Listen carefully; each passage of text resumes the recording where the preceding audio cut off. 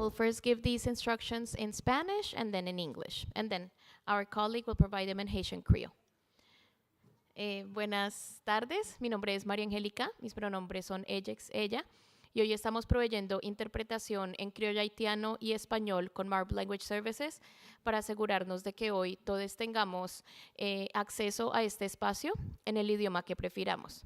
También reconocemos la presencia de nuestros colegas de interpretación de lengua de signos americana, trayendo más acceso a este espacio.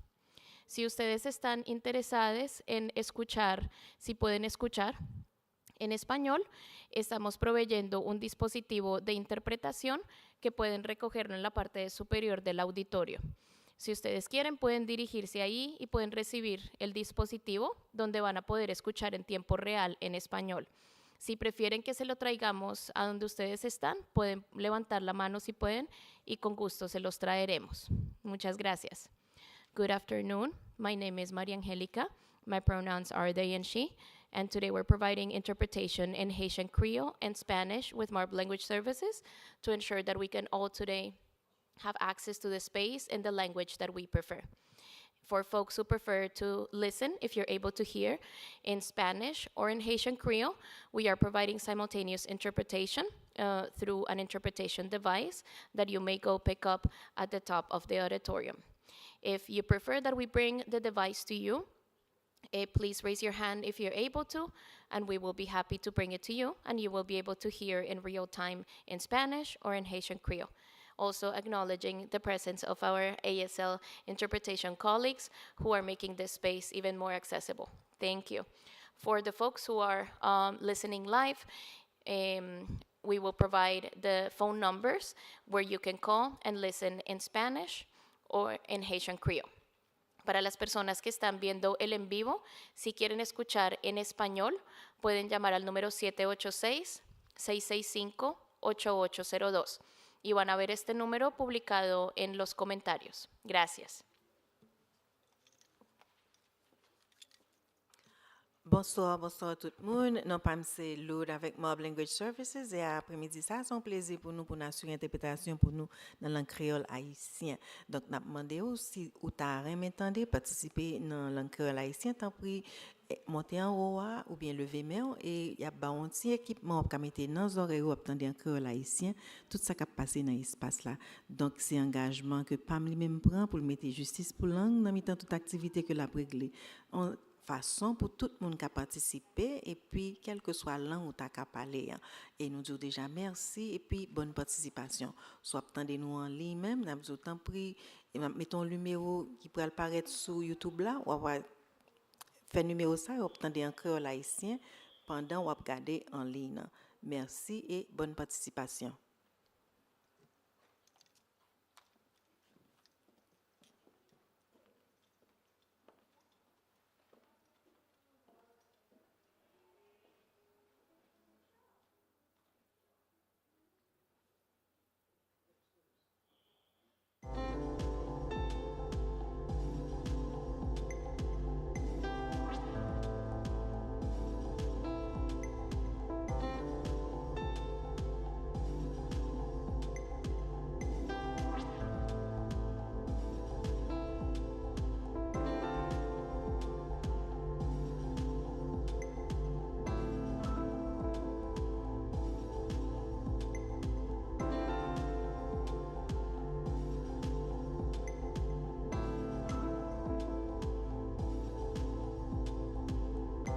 We're going to go ahead and get started. So if anyone over the course of today's program does need translation or you know somebody that might, it's available all day long.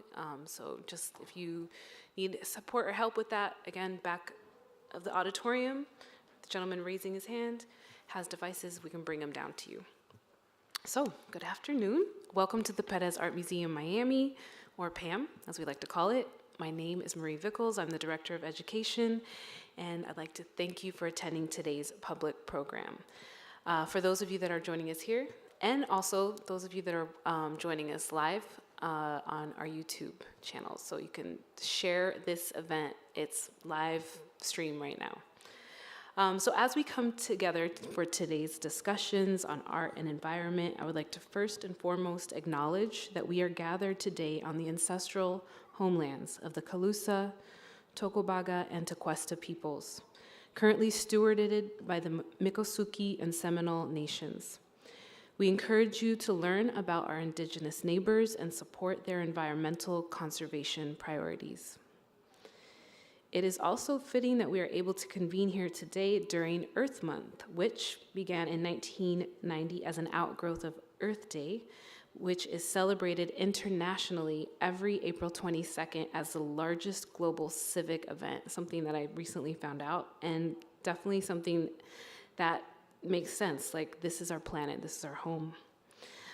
Today's symposium, centered on the Spirit in the Land exhibition, brings together an inspiring group representing many peoples and cultures coming together to recognize our interconnection with nature and one another.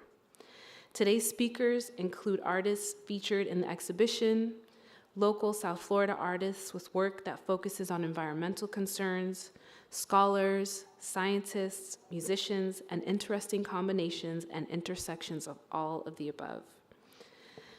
The exhibition, Spirit in the Land, originated at the Nasher Museum of Art, curated by Trevor Schumacher, the director, and is now organized here at PAM by Jennifer Ignacio, associate curator. It is a compellingly beautiful exhibition and will be on view through September 8th. So please enjoy it today during breaks in today's symposium program and come back to share with friends. So for today's symposium schedule, we're not running exactly to the minute, but that's okay. I'll just go over what you can expect for the day, and then I will pass it on to my colleague, Jennifer Ignacio. So following this introduction, Jennifer is going to talk to us about the exhibition. Then we will be treated to a panel called Artists as Environmental Stewards, featuring Tamika Galanis, Andrea Chung, and Sheldon Scott, moderated by Cornelius Tulak. This panel will detail how artists reclaim and revitalize our understanding of nature through their lenses, and how artists participate and aid in their ecological communities. After that, we'll enjoy something called Local Interludes, featuring multidisciplinary artist and a Miami-based artist, Diana Eusebio. After that, we'll take a short 10-minute break and then regroup for our second panel. At that time, maybe like around 3:15, we'll see how things are going. That panel, Ecological Awareness and Action in South Florida, will be featuring Kate Fleming of Bridge Initiative, Dr. Steve Davis of the Everglades Foundation, and Dr. Liv Williamson of Revive and Restore. It will be moderated by multidisciplinary eco-artist and the local Miami artist, Xavier Cortada. This panel will share how some of South Florida's leading ecological and artistic organizations are spreading awareness and making positive change. We'll then have another moment featuring local interludes with Miami-based artist Lauren Shapiro and marine scientist, photographer, and filmmaker Dr. Shireen Rahimi. That'll be followed by a screening of Dr. Rahimi's film, Letters from the Age of Ecocide. And then we'll wrap up our discussion portion of the day's programming with tours of the exhibition led by curator Jennifer Ignacio, as well as happy hour celebrations outside on the East Terrace featuring a video by Choral Morphologic set to sounds by DJ Brother Dan, and that'll all happen from 5 to 8. So a really nice wrap up of the day if you stay with us. A few acknowledgements before we get started. Big thank yous are going out to Anita Bram, Associate Director of Adult and Public Programs, who was instrumental in the creation of today's symposium program, as well as leading it to fruition alongside David Miller, Education Coordinator, our world-class audiovisual team, Denise Faxis, Andrew Bird, and Lazaro Yanis on video and cameras with a new addition. Thank you. We quite literally could not do any of this without this incredible team, so please give them a round of applause. Okay, and now, without further ado, please join me in welcoming Jennifer Ignacio.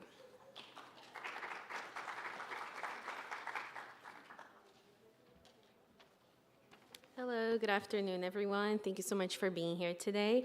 I had a pleasure to install Spirit in the Land, and I'm thrilled to introduce you to the exhibition today. So Spirit in the Land brings together the works of 30 talented artists who help us see how connected our identities are to the natural world.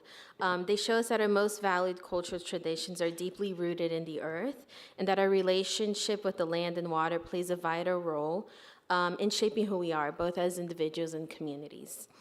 The artworks in this show, which I hope you'll get to see later on this afternoon in the tour, they reflect the power of our connection to nature as a source of healing and nourishment, emphasizing the critical importance of biodiversity for our survival. This exhibition is not only a celebration of the beauty of our planet, but it also introduced this heartfelt mourning of its loss and the vanishing histories of people and places.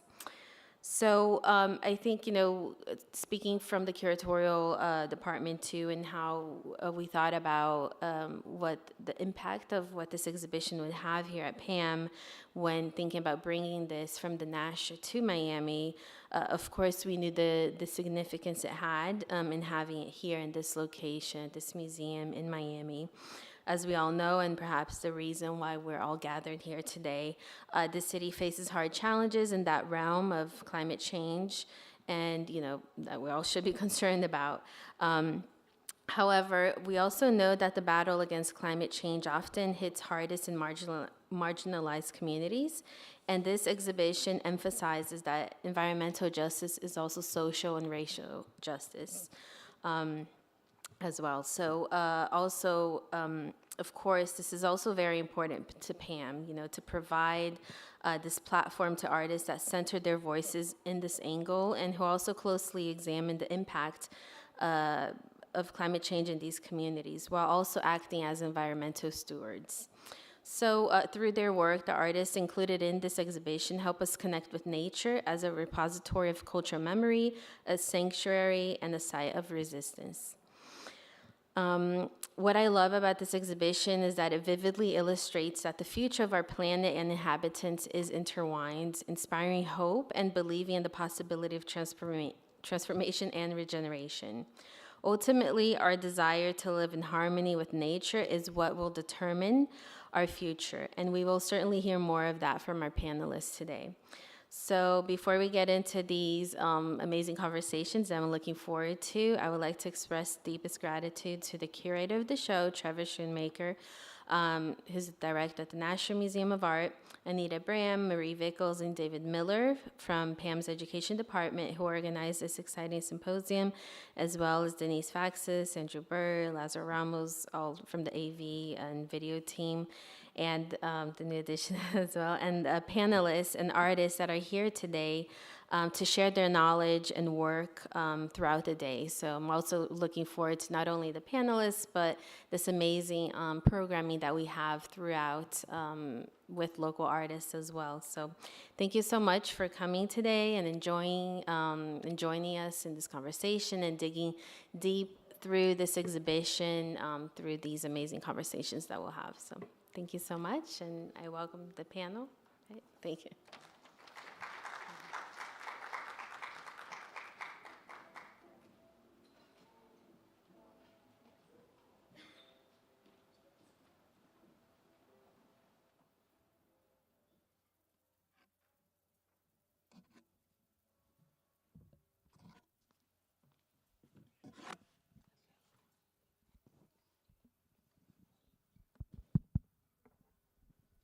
Hello, everyone. How are you? Good. I'm excited to be here to speak to you all, and I guess I'll introduce myself and then I'll allow you all to introduce yourself briefly about your practice, and then we'll get into it as be a very simple discussion. It can go wherever it needs to go in terms of topic. I did lay out a couple questions, but for me, myself, I'm Cornelius Tulla, an interdisciplinary artist and designer, and also artistic director at ARI, which is Artists in Residence in the Everglades, which is a residency that brings artists out to the national park, but really at the intersection of art, environment, and social justice. And so that also trickles into my own personal artistic practice. But I'll hand it off to Andrea to talk a little bit more about yourself and a little bit about your practice briefly. I'm Andrea Chung. I live in San Diego. It's always hard to talk about my practice, but I'm really interested in process and materiality in terms of how it can relate to the Caribbean and telling the story of colonization. So a lot of the materials that I use, like sugar, for example, or cyanotypes, I use them because there's a connection to the land. Perfect. Hi, everyone. Thank you for being here. My name is Tamika Galanis. I am a multimedia visual artist and documentarian. I also am a professor of film at Syracuse. I'm happy to be here in the warmth of Miami. My practice is, I guess the most truncated version I would say is I'm concerned with climate crises, particularly in the Caribbean, in the Bahamas. I am thinking about scratching up lesser known histories and telling new stories about them. And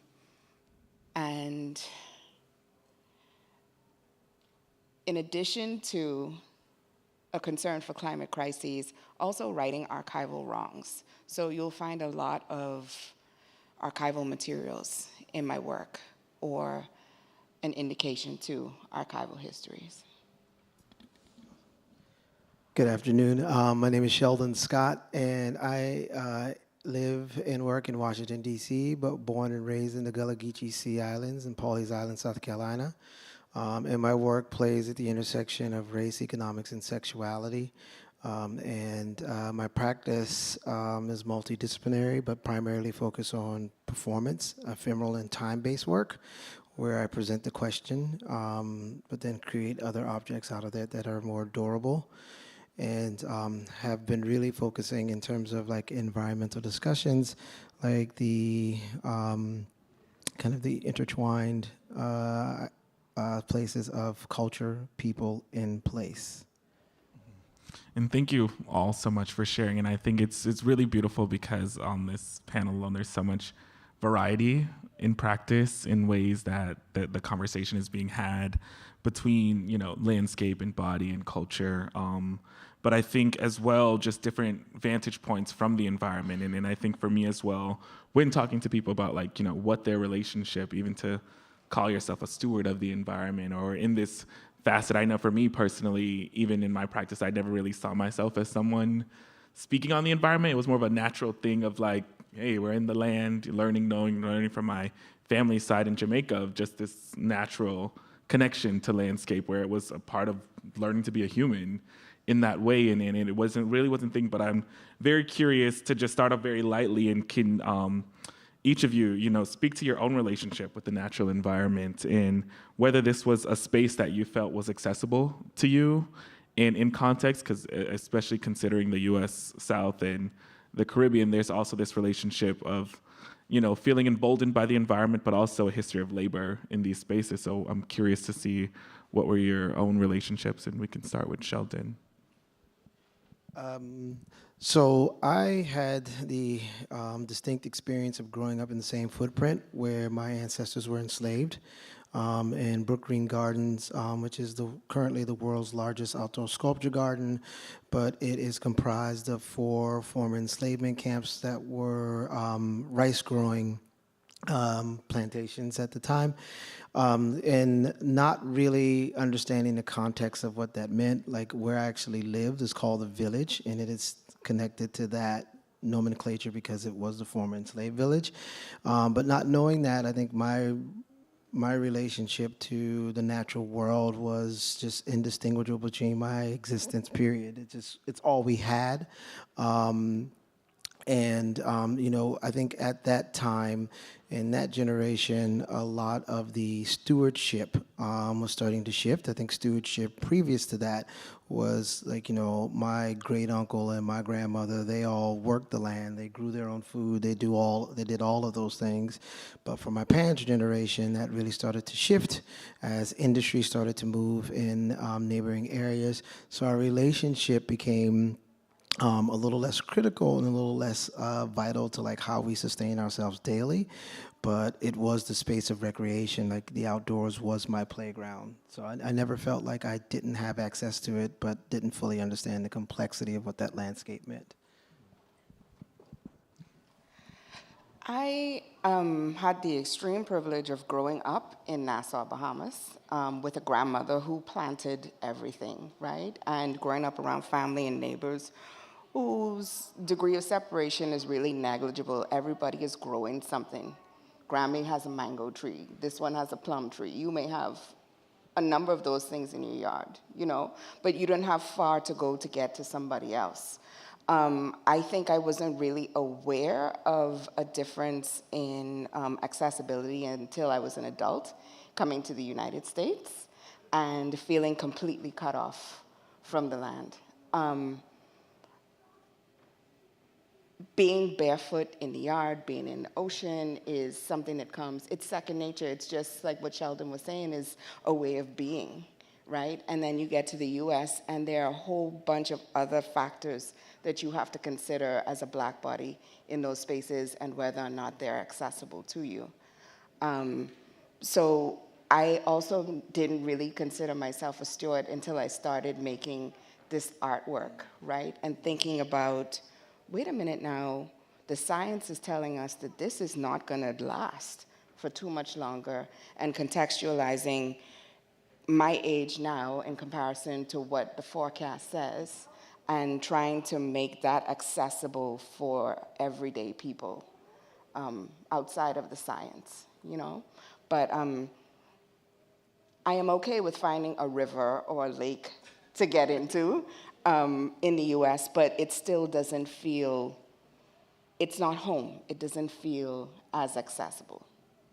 No, and I think that's something that many can agree with or feel in the different contexts. But I think a point that you brought out that was really great is just like considering yourself a steward. When does that happen? But also looking back where I wouldn't necessarily consider my father a farmer, but he's very much a farmer. He's very much creating community in that way. And Andrea, you can also share about your own experience as well. I don't know that I would call myself a steward, because I never really thought about my work in terms of anything environmental as far as like activism until a lot of other people saw it in the work. I unfortunately did not have the pleasure of being in the Caribbean waters growing up, but I've always been attracted to water, and water is the most healing thing for me. When I feel really anxious or if I'm overworked, I have to go someplace with water, particularly the Caribbean. I'm a beach snob after having been to the Caribbean so much, so that I can't go to the Pacific Ocean, where I live in California. And I've been very fortunate to never live in a landlocked state. I've always been on a coast. So I've definitely not taken that for granted, but there's just something, as you were saying, that is just so different. Every time I go to Jamaica, I go back to the same beach, just because it feels like home. So for me, that's been always my connection. And I think it's important to talk about the idea of home. You know, home can be something fluid or moving, but I think what we're getting at kind of leans into the next question of like an affirming space, a space that you can feel that connection for, and especially when it comes to, say, you know, the natural environment, it is important to have that be something that's affirming for all of us as we connect to it.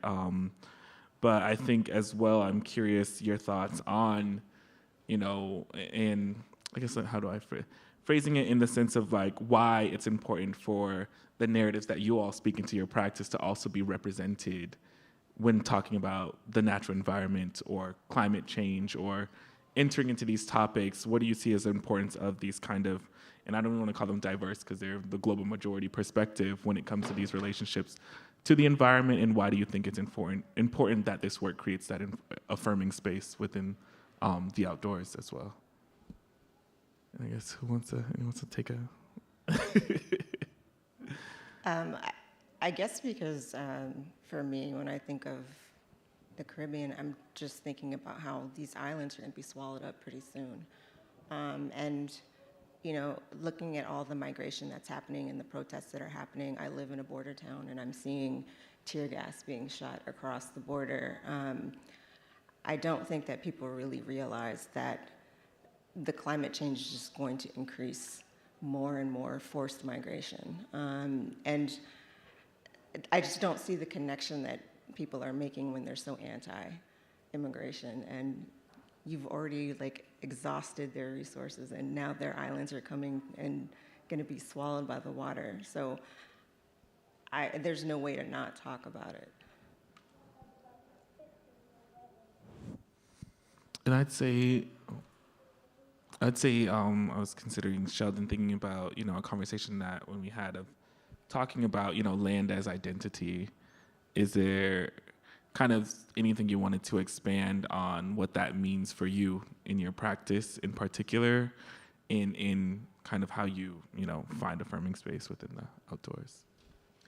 Yeah, I think so. A condition, here in the continental United States, which a lot of people may not or even understand, is there are a group of Western African descendants that live in these coastal barrier sea islands along South Carolina, Georgia, North Carolina, and parts of Florida, where, due to a certain number of circumstances, we were brought from what is known as the Senegambia region because of our rice growing technology, which is one of the first things, I really love to counter when people talk about enslavement as a practice of labor. It wasn't just a practice of labor, it's also a practice of technology, because there was an intellect that was brought, here to this country that, I'm gonna soapbox for a minute, that, there would be no United States, there would be no United States if it wasn't for the technology brought in from white, culture and technology, because that is the money that funded the American Revolution.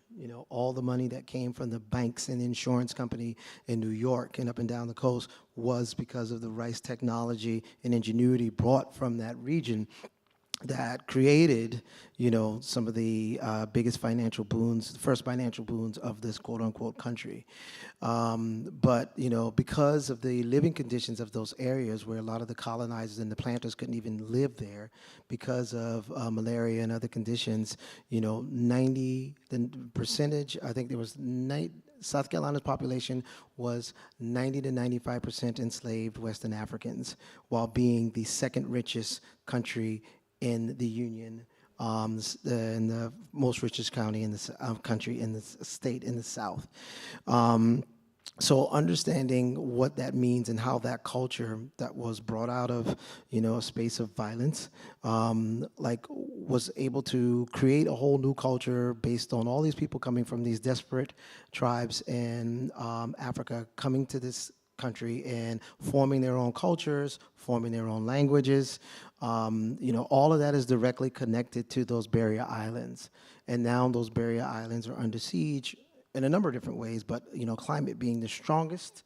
But there are also other economic and legal structures that are also imposing. I think we've all heard about the young lady who recently just passed away, about to lose her house, that a bunch of people got national attention of. But the idea is if we lose those lands, we lose those cultures, we lose that language, we lose those practices. And, to think of those things distinct from humanity, to think that the science alone is what we should be focusing on, I think narrows the view, and it creates a barrier to us to having real effective change in how to address and move these practices. Because there are some places and, some folks that just will go away, literally go away with the sinking of these lands. I would like to piggyback on both of these perspectives. I think for me, it's also largely about representation and being able to do away with this idea of an idyllic paradise when there's so many other issues that people in the Caribbean are facing down in addition to climate change, and only exacerbated by climate change, right? Andrea is talking about the going away of physical land, and you're talking about the going away of a cultural knowing and knowledge, right? we've had so many people come in and tell our stories from the outside, and we are left with these archives of historical significance that don't really represent the Gullah Geechee interior, the Jamaican interior, or the Bahamian interior, because it's through a colonial lens, right? So if we don't start telling these stories now as we're facing down the clock, and they disappear when we are worried about survival, then what is going to be, it's macabre to think about, but what is going to be left as a representation of who these respective cultures really are, or, into the future really were? We have to be concerned with what the world is going to see when they come looking for the Bahamians, when they come looking for the Gullah Geechee people, when they come looking for the Jamaicans. We can't let colonial representations of a past that was idealized for somebody else stand as a representation for us. No, and I Also an think- artificial environment, because so much of what tourists come to see is not natural to the island. I mean, I think there's this association of mangoes being a very Caribbean thing, but all of those things were brought to feed slaves. Yeah, palm trees are not native to the Caribbean. All of the beaches have been manufactured to look that way. There's been sand that's been imported from other parts of the world to create this, Eden, this, false sense of Eden. And to get people to go back to, as the commercial says, go back to the way things used to be. Well, what did they used to be? I think that's the question and the escapism that people have when they go to these islands. You cannot ignore the colonization aspect of it in the history. And to to add to all these points, if your response to environmentalism is through a colonial perspective, you don't see how that just in and of itself is incredibly problematic. If you can't solve these problems with a colonial perspective, it's this idea, when people talk about this concept of primitivism, I think that the history strongly suggests that indigenous people knew how to manage this earth before colonization. There's nothing out there to disprove that, even counter that they didn't know what they were doing before this happened. So if you think somehow that the solution to the problem is directly connected to the problem itself, it's like we haven't been able to separate that. Or so much of the conversation that I know I often hear is like, well, there's a way that we can fix this. But if there's no understanding of the indigeneity that was there's no understanding that the technology to maintain and sustain and replenish this earth in a way that's sustainable, if it's not rooted in indigenous practices and understanding and technology, because that is what it is, and that sometimes it's overlaid with this term primitivism as a way to reduce what was happening, but the reality is these are established practices that have been in place for way longer than the idea, the concept of colonization is. And if you can't root your response into this, we're just working against ourselves. And I think that's touching on a really great point of when we think of what knowledge systems are we looking towards when we're looking to talk about the environment, when we're looking for these spaces and whose, I guess, method has been seen as, oh, this works or this doesn't work, but it really goes all the way back to looking at these individual cultures and systems. And that's something that I think about a lot as, as an artist, we are also here to help communicate these subject matters to our own communities, to other communities, and bring these things up. And I know in all of your practice, there's this very interdisciplinariness at play in terms of where you're drawing research from and building upon, but also in practice, in the mediums that you're using and ways that you're using to communicate these things. So I'm wondering, how do you see that importance of, having a more, I guess, widened approach to this conversation of the environment, one that involves both, intersection of obviously understanding science and ecology, but really culture and history and its role in the environmental conversation. But how do you see interdisciplinary approaches coming through in your practice and also in the sources that you're bringing up in your work? Want to go for it? Yes. I don't know how to answer that question. I select the materials that I use I'll put it this way. I don't have a proper studio. I work out of my home. Everything that you have flashed across on the screen, I have to think practically. And I try my best not to use any toxic materials. That's my contribution as an artist, to not further pollute. There are different organizations like Sustainable Photography that they're based in the UK that are finding ways to be responsible and still talk about ecological issues with their photography. I don't know how else to answer this question. In terms of like the sculpture that's in the show right now with the sugarcane, I think a lot about the actual connection to the land and how we can build communities through it. So I'm constantly, when I was in Mauritius, for example, which is also another island that's very similar to the Caribbean, it was also a sugar colony, I was really fascinated by the weaver birds there because they were taking the scraps of the sugarcane leaves and creating their homes out of them. And I'd never seen that before. And I'm really fascinated with how we can construct communities with this tragic situation that we find ourselves in, and what materials can we use to have that broader conversation, and how we can, for example, relate to people in other locations. Like Mauritius is like way on the other side of the world, and this is something that we can all connect to, that we have been our labor has been exploited. Our land has been transformed. It took a very long time for Europeans to even establish sugarcane on Mauritius. It was just an inhospitable island.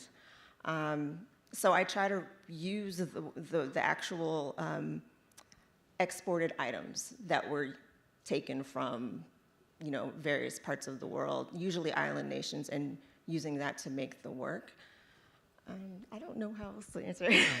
Can you clarify a little bit more? That was a long, long question. Yeah, no, I think you're touching on it, and also I'm just curious of where you're drawing inspiration from in that process and in sources, but it also seems like travel is something that's important to that as well in that learning process. I'm really into the archives. I'm really fascinated with the lack of some archives and the lack of access to archives. So when I was in undergrad, I was using a lot of archival images of people from the Caribbean, just like itinerant photos and stuff like that. And I noticed that they were up to a certain year. So there's no actual documentation of, for example, slavery in Jamaica or Trinidad. Everything that you see in those documents or in those photographs, they're all posed. None of them date back to any kind of slavery because the invention of photography came after. So with the cyanotypes, for example, I use that because it's one of the earliest methods of photography. And I wanted to tell a real narrative through my perspective. And so I think about the history of cyanotypes and how they were used to make blueprints. And then from there, I think about the fact that all of the planning and all of the effort that went into colonizing, you really have to be psychotic. If you really think about the things that were invented, manacles, there was a contraption that they would put in slaves' mouths to force feed them. All of those things were built on the necessity of that. So from there, then I think about the relationship of, the process of making cyanotypes is very much immersed in the water. That blue is just the natural color. And then as far as the lionfish, they're invasive species, and I thought that was a perfect metaphor to talk about colonization, that they're coming in and destroying your ecosystem, and there's nothing that you can do about it. Sorry to be depressing. No, real. From my practice, which I reference as restorative histories, is looking, and when I'm looking to research something, I'm more interested in what I don't know or what I can't learn based on the dominant narrative, based on what's not documented, based on what's missing. and then using what I consider to be rational assumptions about what the reality, what the experience could have been at that time. And, for me, that is kind of the source of the tension in my work is, trying to create a space where we're forced to understand what we don't understand, understanding that, we should be instead of thinking that we know, we should know that we should think, which can hopefully like, get people to better understand like how you can impact the process. I think that there's a lot of hubris right now in our technology and our access to technology through the internet. But I think it's just we don't spend enough time dealing with the things that we don't know. And when we do that, I feel like that's the foundation of curiosity. And when we lose curiosity, we lose the opportunity for innovative thinking about, solutions.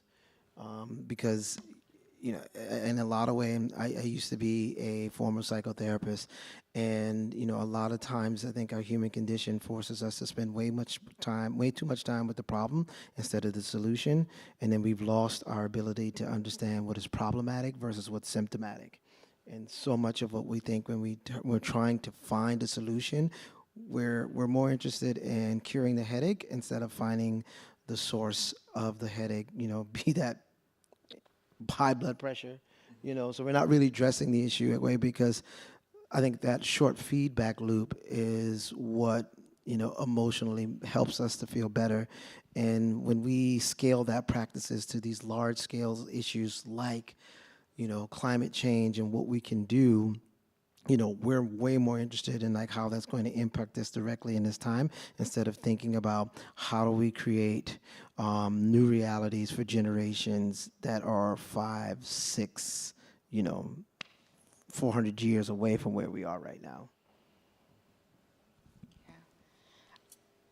I would say, and I didn't realize that there's a whole framework for the way that I am telling stories and making my work until I actually got into academia, and I was like, wait, I knew what I was doing all along. And I would have to say that my work, I think, fits squarely in the practice of Afro-Surrealism. But the reason why I think that that works in the culture that I come from is because we grow up being indoctrinated with stories of nature and trickster spirits like Anansi and Barabbit and Babuki. And, it's easy enough now to take huge problems and distill that, and I'm in no way discounting the work, but distilling it into a sort of story that nature can tell us, right? I would say one of the biggest influences is D. Scott Miller's Afro-Surrealist Manifesto, in saying that nature could tell a bigger and better story than any other technology that exists, right? I would say I'm taking cues from Henry Dumas in Myth and Other World Making. In this work that's in the show, it's about a tree that's a repository for the dead. And in giving talks around that work, I realized that there's so many other cultures that also recognize that particular tree in the same way, right? And I was introduced to that tree through interdisciplinary exchange with the voice in the film is Dr. Charlotte Henney, and she is a poet. She's a Caribbean Bahamian poet, right? Which is just an easy example to provide for interdisciplinary study in this particular instance, right? But nature has so many ways for us to broaden our scope, and myth gives us so many ways to bring another world into the current one we live in, right? So I'd have to say that that's the biggest. And I think that's so interesting that you bring that up, because I think about the stories we in Jamaica, we have River Mama and all these things that we're told, and also cautionary of natural forces and spaces. And I always think when it comes to this more layered conversation of the environment, there's this balance between what I see as like mythology, what you're talking about, these stories and things, but also methodology, which is the more scientific understanding in spaces. And I think in that way, there's different ways that, I think artists are able to deduce this and also depict this in their work, and as a tool that I think educates, community in a larger. And I'm curious as well, are there any challenges that you faced in trying to communicate or educate? I don't know if that's necessarily what your goal is, but in kind of educating, communicating this to much larger communities. Like, have you seen any challenges, or have you come across any challenges in your own practice when trying to, think through these thoughts and ideas and disseminate them to others? I think one of the biggest challenges is getting our people from our own cultures to recognize the significance of. If I go into what we call the family islands different from the mainland, people are largely still cooking outside, they're still telling stories, there's a lot of folk culture going on, and you arrive as this person from the city, which Nassau is not really a city, right?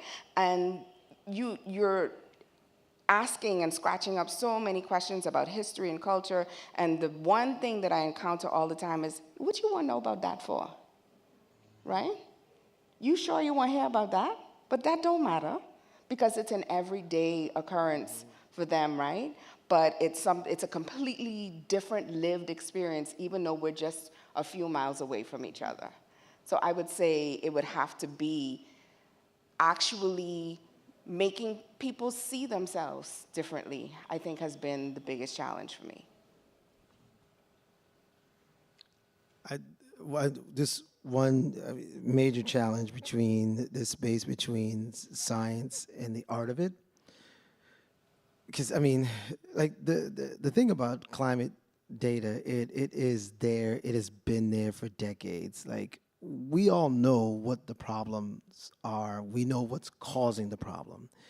The thing that just hasn't really happened is like we haven't been able to take that very complex system and deliver it into a space where everyday people can access ritual and practice that can impact that, and I feel like if there's a challenge for artists in this respect, it is helping to deliver and create new practice and ritual around that work, and taking this complex idea and making it accessible to more people so people can put that into the practice. And the example I often use is just the Roman alphabet.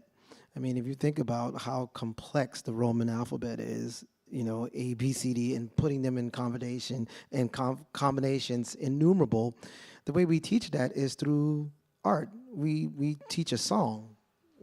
We teach people to sing the song, and then they learn this alphabet, and then from that foundation, that artful foundation, we use that to build a very complex thing that creates language and so many different things.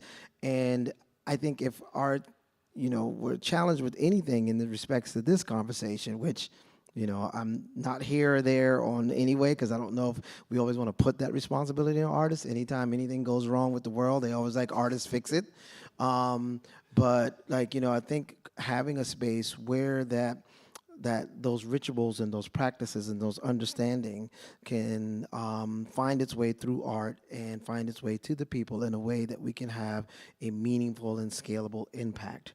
But the thing we also have to realize is that we're not necessarily just talking to people as individuals. We're talking to the entity that is now the big corporation that, because the way the laws are right now, have an opportunity to operate. And because the way things work, they're able to push policy in ways that are completely devoid of the people.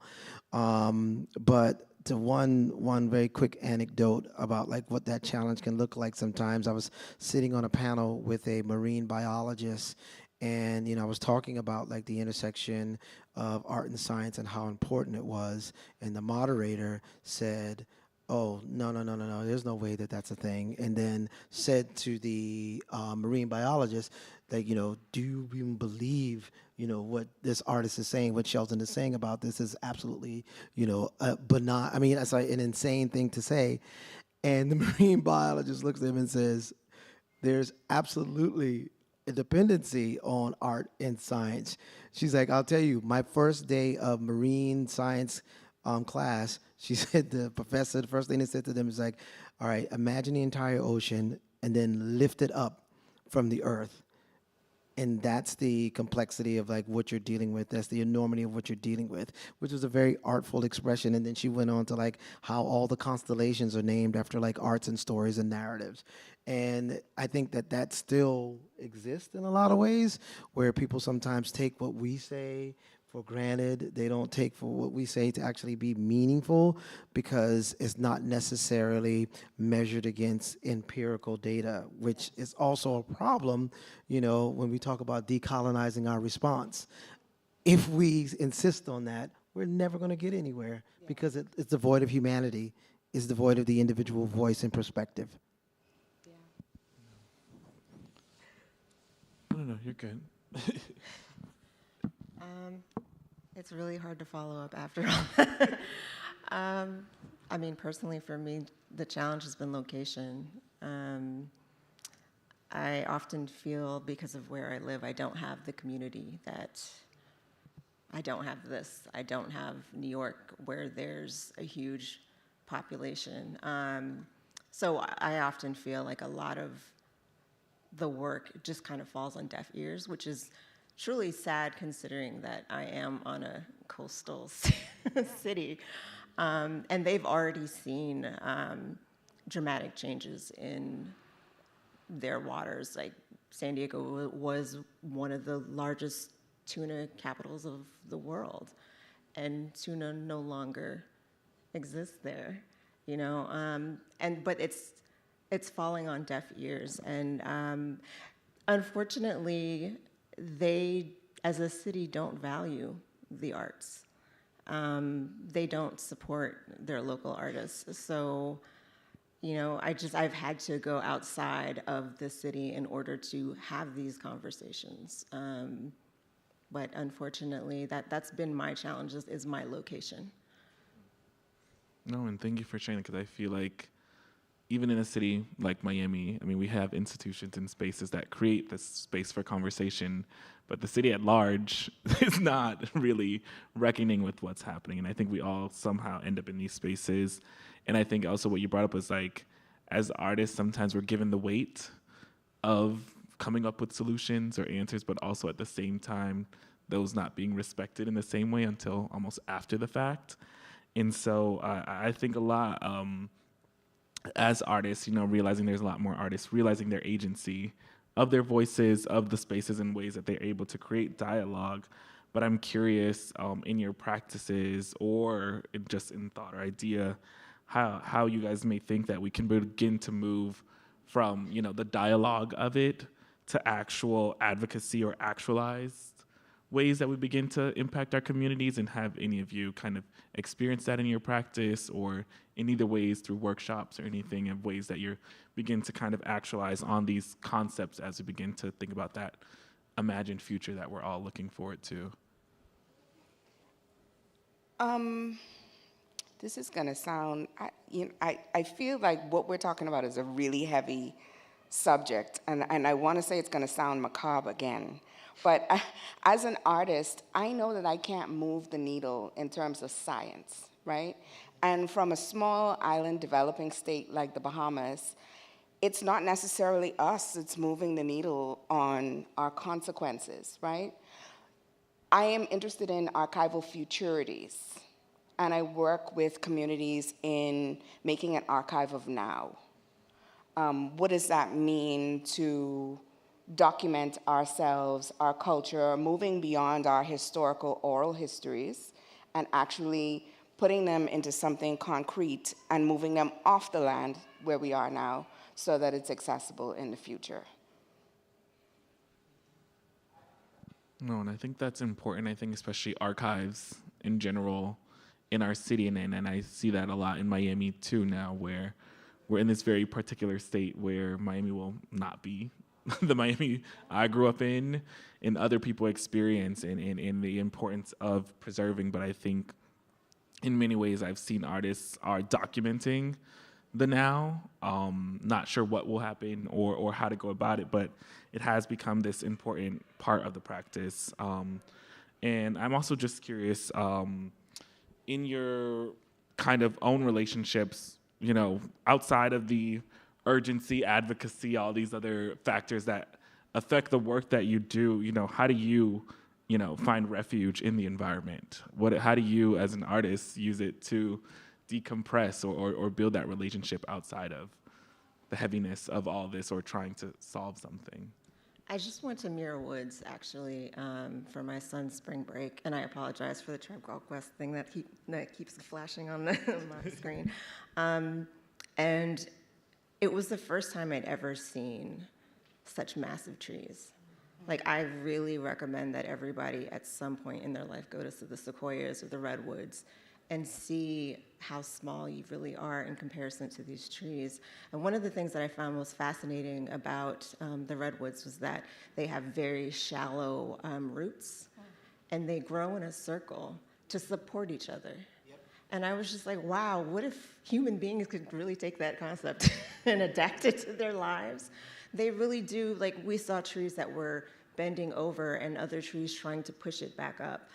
And then I remember reading this article that talked a lot about how when trees die, there's an entire network of systems that run underneath the ground, and all of the plants take their resources to support and keep that tree alive, even if it just is a stump. I wish that human beings could take the lessons that nature is showing us and putting before us and apply that to the way that we see the world, the way that we see each other. So I think that it's definitely important that you go and experience something that's so much older than you, so much grander than you, that has seen so much history. That's very, very important. Yeah, that's... I went to Muir Woods for the first time like 2 years ago and was fascinated by the exact same thing, to see gorgeous. how it's like, it's not one tree, it's like a whole bunch of trees. System, and then it's just branches right there. sometimes that will come out and just like help support other plants. It's amazing. Absolutely fascinating. And one of the things I'm really interested in doing in my practice is like kind of exploring the future of primitivism and the idea of like returning back to the way things were, where I think the answers lie. I think a lot of time I worked in, when I went to go see Muir Woods, I was in a residency in Sausalito, and it was all about, climate resiliency.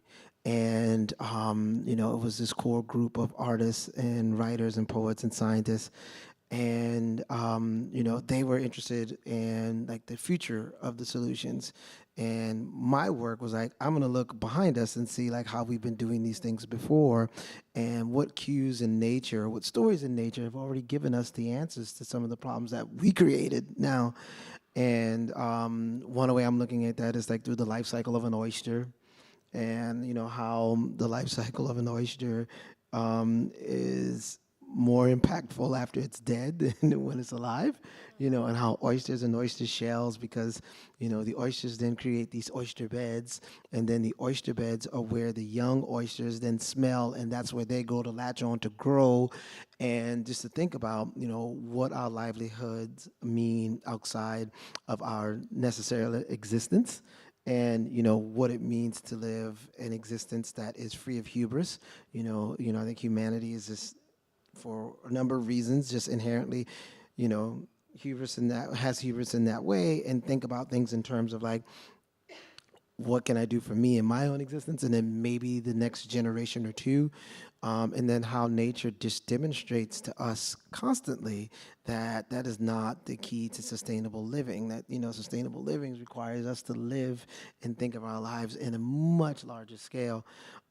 So in terms of taking whatever work that I make that could possibly create that new train of thinking or new way of thinking, because we'll sit here with the data until the very last minute, because and it's not doing any good, because like we've been here now, and this is like maybe 40 years now that we've been having this conversation. I think was it Bill McKibben wrote that book back in 80s, that was just basically saying we got plenty of time, and then now we're out of time.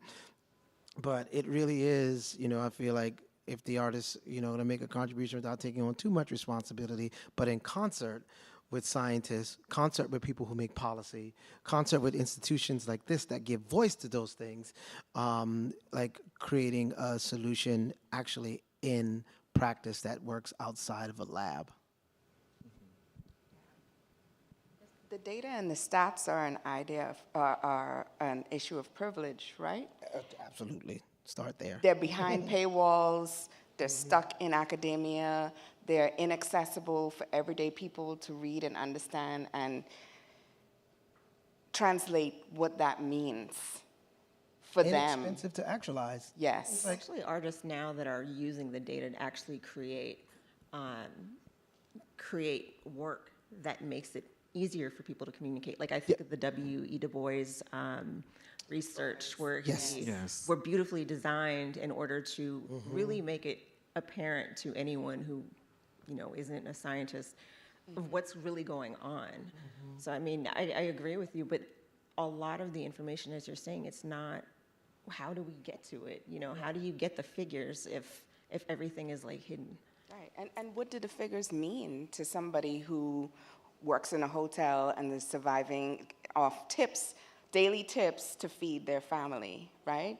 Like that person is not even concerned with the phrase climate change because it's about everyday living. And I think that's why some of these questions have been so challenging for me, because I'm thinking about my neighborhood and I'm thinking about their day-to-day and how we're losing access to community farms now. They're really trying to crack down, and we live in a food desert. So their idea of environment is, how am I going to eat today? There's no fresh vegetables. There's nothing to even connect them in any kind of way. I mean, it's a beautiful city, but everything is just sort of like put aside. Yeah, it's no way, there's no way that they have access to that. Yeah. And like, as we were talking about with the Caribbean, like I'm thinking about how like in Jamaica, they're barring people from even going to their own beaches. Yes, also You know, in the so Bahamas. it's like, it's Absolutely. just stripping you of any way to connect in a real way. Yes. And I remember, and I'm old, but I ain't that old. But I just remember how, like nature was nurture. It's like we foraged. Like we went plum trees. There were wild plum trees. There were some people who had plum trees behind fences that we jumped and we went into. But like, there were wild, there were pear trees, there was sweet sour grass. You just didn't have to come home for a snack. You could just, nature fed you. Like this conversation, nature versus nurture. No, nature is nurture. And it's like things that we could just eat all day. And right now, when I go home to South Carolina, none of those blackberries, those red berries, none of those things exist. There are no more wild plum trees, no more wild pear trees and apple trees. And that is definitely a condition of climate change and, overdevelopment and just extractive practices that, then further feeds the cycle. Because pretty soon, if we don't stop, we're all going to have to get our food from one place. Yeah. One company is going to own all the seeds in the food They in the already do, world. Monsanto. And the fact, it's just the fact that is just, we're just so callous about like how that is a real impending and very near future for us. Just fascinates me that, that there's just not burning in the streets all day, every day. I'm also really fascinated with the fact that everything is concrete here. And when I go back to the Caribbean, like everybody has fruit trees everywhere. No one should go hungry, but it's not, that doesn't exist here. It's all paved concrete. You can't grow certain things on your yard. I've seen instances of people trying to do gardens in the front of their house and being fined by the city. So it's like, how are you supposed to feed yourself and connect? You're technically not even supposed to be growing food in your backyards.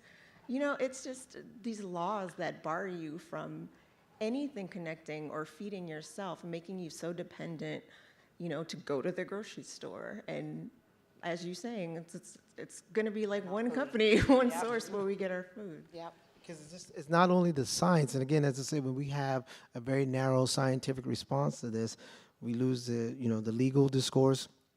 Where I'm from in South Carolina, we have this very unique and complicated and absolutely racist and exploitive practice around land called heirs property, where there's no discernible owner of land. That's happening right now Yep. in San Diego. There's a community garden that's there, and the city doesn't know Who owns the land? So you can't, you can't and the access to wealth in this country is directly related to real estate. Now, we're fifth generations in. My mom is 78. I'm the next person in line to be custodian of these acres and acres of heirs property that you can absolutely do nothing with. It's an absolute vulnerability. Like if a hurricane comes through South Carolina and destroys whatever's there on that land, we have no FEMA access because we don't qualify for any benefits because there's no discernible owner of the land. And then that just makes us prime for natural disaster capitalism because someone can come in and spend that money and then we're completely gone. And there's no resolution because now we're we're 6 generations in now. So you got to think about it. In order for anything to happen with that land, you have to have signatures from 6 generations of descendants. It is absolutely impossible. But and again, this is because we haven't said it explicitly, but there's a direct correlation between racism and the environment. And a lot of what we're experiencing right now has a lot to do with the residue and the intentions of legal mechanisms, not just climate and science mechanisms that are preventing any type of environmental resolution to some of the issues that we're having. Everybody wants to capitalize on everything. I mean, it's all just capitalism trying to make a dollar off of someone's lack of access to things. And I think until we can get past wanting to commodify everything, no one's going to have, a fair access to proper food, to land, to beaches. It's just going to, you're talking about the land staying there, it's going to stay there until a developer can come in and find a way to work that land for himself. And I think that's a big thing, what you said about commodifying. We see it in the Caribbean, we see it here in Miami, and even as you're talking about the changes in what it looks like to be able to go play outside and find fruit off someone's yard or something, where that used to be Miami. That used to be a version of it, where now everything is owned by someone or you're restricted to certain spaces. And a conversation I've been having recently is even when we talk about engagement to the outdoors, say in a city, it's typically a park, or the erasure of third spaces that existed where there wasn't this. Even in the parks, they have certain rules. Yep. I can't even go to the park and take photos without a permit to do this certain thing. So I think a lot of it, I'm curious of your thoughts on this, or how can, as an artist, how can institutions or other spaces support the work that you do? And also, how do you think they can change all this? I guess that's a very large open question. But I guess in what ways would you like to see changes happen on the institutional side in addition? Because as we said, artists can only do so much. Yes. Pay artists a fair wage. Give them larger honorariums to actually do significant work. I mean, you can't give someone $1,000 and think that they're going to be able to do anything that's going to really impact a community. It may impact a block, but that's about it. There needs to be more funding that's easily accessible instead of going through the whole rigmarole of getting enough money. I mean, yeah, I mean, we go on a whole tangent of unfair pay for artists, but that's a whole nother panel. Because it's not even investment. What I'm saying, you're not investing in any solution. You're checking off a list. Just throwing pennies and being okay, just let me do this social media posting so we can say we've done this. But there's been zero investment in it. Because even, in addition to paying the artists, paying us for the intellectual property that we're sharing and investing in it so we can actually move the needle on that work and see the scalability of it, see if it can actually work, see if we can actually go into communities and help change minds about the way people think about food and the important part of it, what's happening over the table. But can we change the menu to a more sustainable menu while holding on to what people think is most important about food, which is not what you're eating, it's what's happening at the table. Yeah. But that's a change, that's a cultural change, that's a change of ritual, but we need to invest in that. I will say there's one organization that I'm familiar with that is trying to make a significant change, and that'd be the Ruth Foundation. So they've been asking actually artists to nominate the organizations instead of the other way around, and trying to give us back the power. And so what they're doing is that they'll award you X amount, and sometimes they go back, and if it's a program that's really important, they'll come back and fund you for a number of years. And it needs to be something consistent like that, because even if you give a large sum of money, you're not going to get it all done in the span of a year. There needs to be constant fiscal support for those organizations, for those artists to complete something that's significant and actually create some kind of change. And I think it's one of the reasons why when people call us activists, I'm like, I'm not really an activist because I'm not really changing anybody's life in a meaningful way. Like, if I could do that, I would, but like, where's the funding to support us? We have families too, you know? No, and I thank you all for, sharing in this space, and I think really giving a broader perspective of how do we enter these conversations, how do we communicate these to our own communities, but I think there's also a general sense of it's complex. It's very complex, and all these things are in relation to each other. There's so many moving parts, I think, when it comes to the discussion of how we enter, these environmental topics, but also how do we enact actual change, getting actual support for the longevity. I think that's a big thing when it comes to these larger ideas, and especially when people are like, well, how do you want to impact the future? What do you want the future generation? That it takes support, and it takes much more than just the artists themselves, organizers, institutions, and spaces. But I think really to create these kind of affirming spaces in the outdoors or access, at minimum, we see that this is everyday life for people. It's not this, thing that's impending doom. Like, people are going through it now. And I think that's also a real conversation when it comes to climate. People are talking like as if it's not already happening and people aren't already affected. And I think that's something that I think about, as we build towards this future, how do we think of the people at the fringes of society and the environment? But just wanted to thank you all for this conversation, and then we'll hand it off to the next group. I think if we could take a couple questions from the audience, okay. that would be great. Yes. If you're open to it. Yeah, go ahead. Thank you all so much. Thanks, Cornelius. Are there any questions from the audience? If you could raise your hand and wait for a mic, I will run it up to you. Okay, here we go. Get my steps in.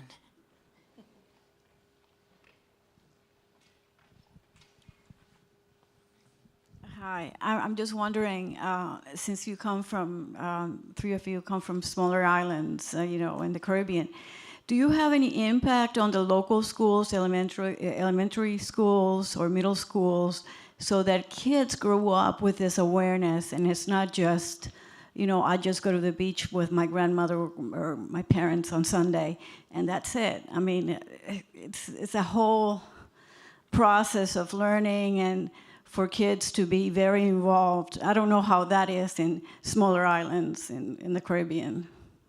I would think that it just because that's your daily life. I don't think it's like a once in a while you go to the beach. It's like that's your daily life. You have to think about it. You do think about it, but you're not, it's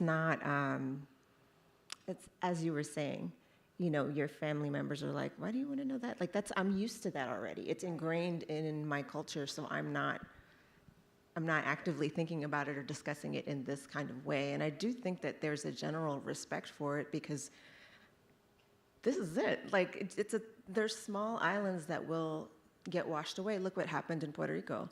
Look what happened with Katrina. I mean, New Orleans is not the same New Orleans that I went to when I was a kid. It's a completely different place now. So I think it's just ingrained in your culture, your environment, that this is a day-to-day thing. It's not like a special event to focus on. I can say personally, in trying to create programs like this, I'm going to go back to what Andrea was saying about funding and long-term projects and the way that humanities are considered in the larger scope of anything that involves governmental funding, that even involves private funding. The humanities are kind of on the bottom of the list. And I have tried. And what it looks like for me is using my summer breaks to go in with cameras and say, hey, you want to come with me?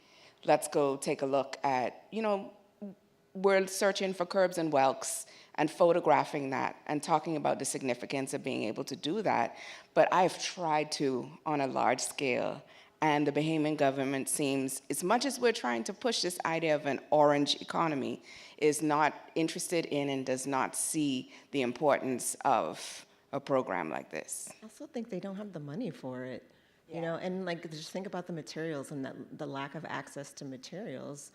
I mean, it's such a complicated thing. People are trying to keep their lights on as opposed to, you know, caring about that. Like I'm thinking of how expensive electricity is in Jamaica, for example. Like people are like, turn the air conditioner off. You cannot have it on. My father. Yeah, I mean, that's like every relative I have. So it's like, I wouldn't say that, I think some people don't care, but I do think some people care, but we don't have the resources for it. We don't have, like, there's actually the hotel that I don't know if you guys are all staying in the same hotel too, but there's actually a renewable energy conference that's happening right now, and it's all Caribbean islands. That's a real concern right now.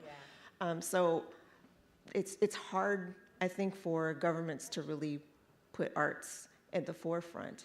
I think that we can be problem solvers. I think we could work with the government, but I also do understand practically the issues that people have to face right now. Now, Andrea, I would have to counter that for a moment, because the Bahamian government finds money for tourism all the time. They're actually more stable than a lot of other. No, don't mind the language around the highest GDP and blah, blah, blah. That does not concern the everyday local, right? I think we find money for what we are really interested in and what serves us most. But with tourism, like that is what we have been forced to be dependent upon. Yes. You know, we went from one service economy of being slaves and gathering all this cane, and now we're still in another service economy. Yes, of course. So it's you can't ignore the tourism, because like how else is the country going to function? You know, I don't know if you've ever seen Life and Debt, but it really goes into how we have been cornered into only being tourist islands, and we're not able to have our own economies surrounding like the produce that we grow. Yeah. So it's like you're pigeonholed into this one thing. So that's your lifeline. How can you? The Jamaican National Gallery almost closed permanently, but the island doesn't have the money to really properly run everything.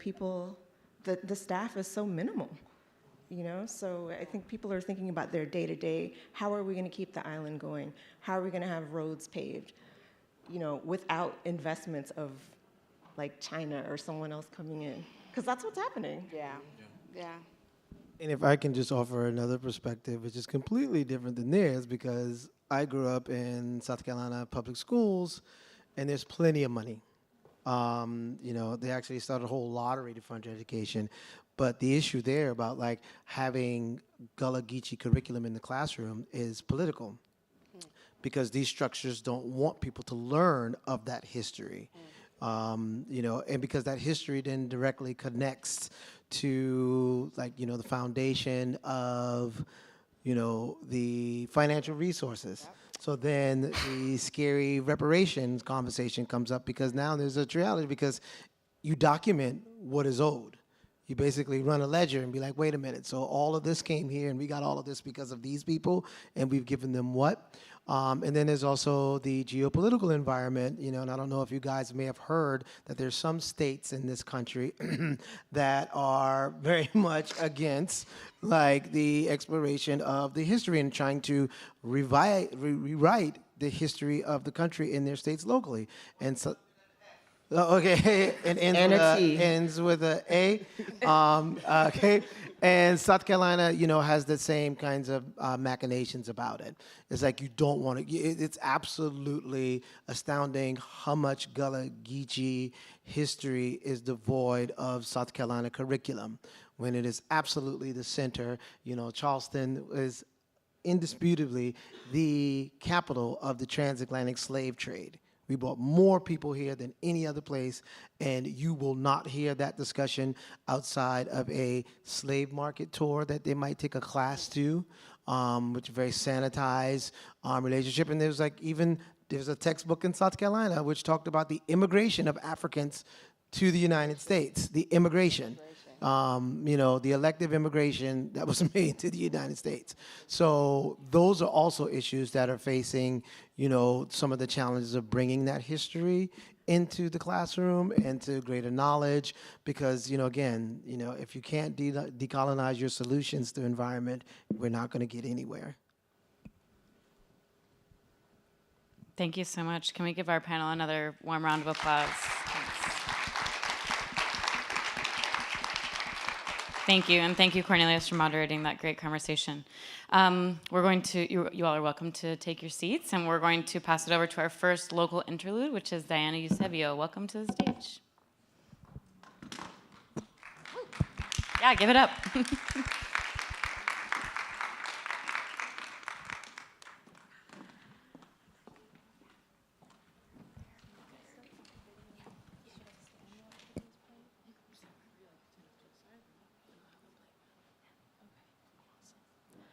Hi everyone, my name is Diana Eusebio and I'm a textile artist. I'm a Miami-based artist and I work primarily in natural dyes and indigenous practices around textiles, coming mainly from Latin America. I just recently had a solo booth presentation in Dominican Republic where I showed a lot of those different dye works and colors that come from that landscape from South Florida and also Miami.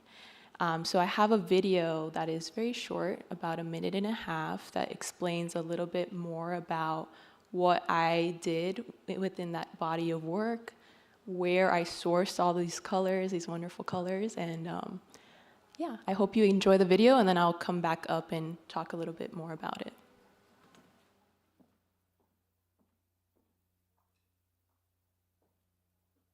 When you work with nature, it's completely out of your hands. You have to learn to surrender to it, and that's what I love about it. My name is Diana Eusebio. I am an interdisciplinary artist, and I work primarily in textiles and natural dyes. Working with a nomadic gallery such as Superposition aligns so well with the work that I'm doing. I hadn't been back to the Dominican Republic in 22 years.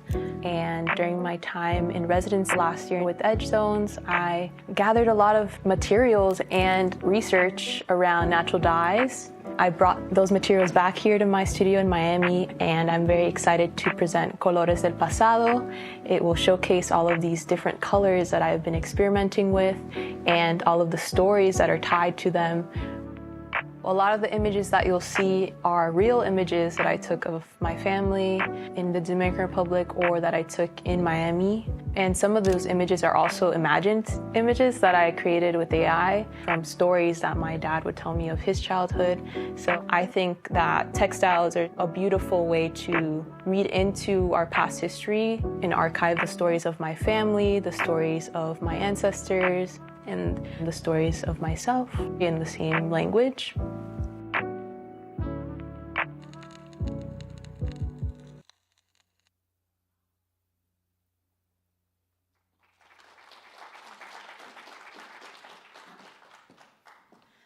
Okay, so I have a short amount of time, so I wanted to focus on this body of work, and it is something that's recent to me, something that I've been working on for a while.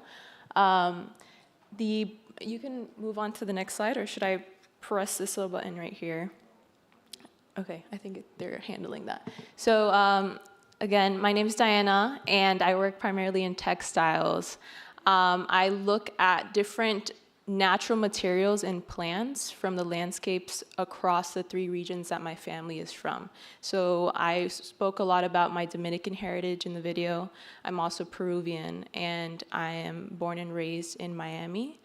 I look a lot at my mother's heritage in Peru, which comes from Quechua descent. So she taught me a lot of these different dyes and practices around these natural materials that I'm working with.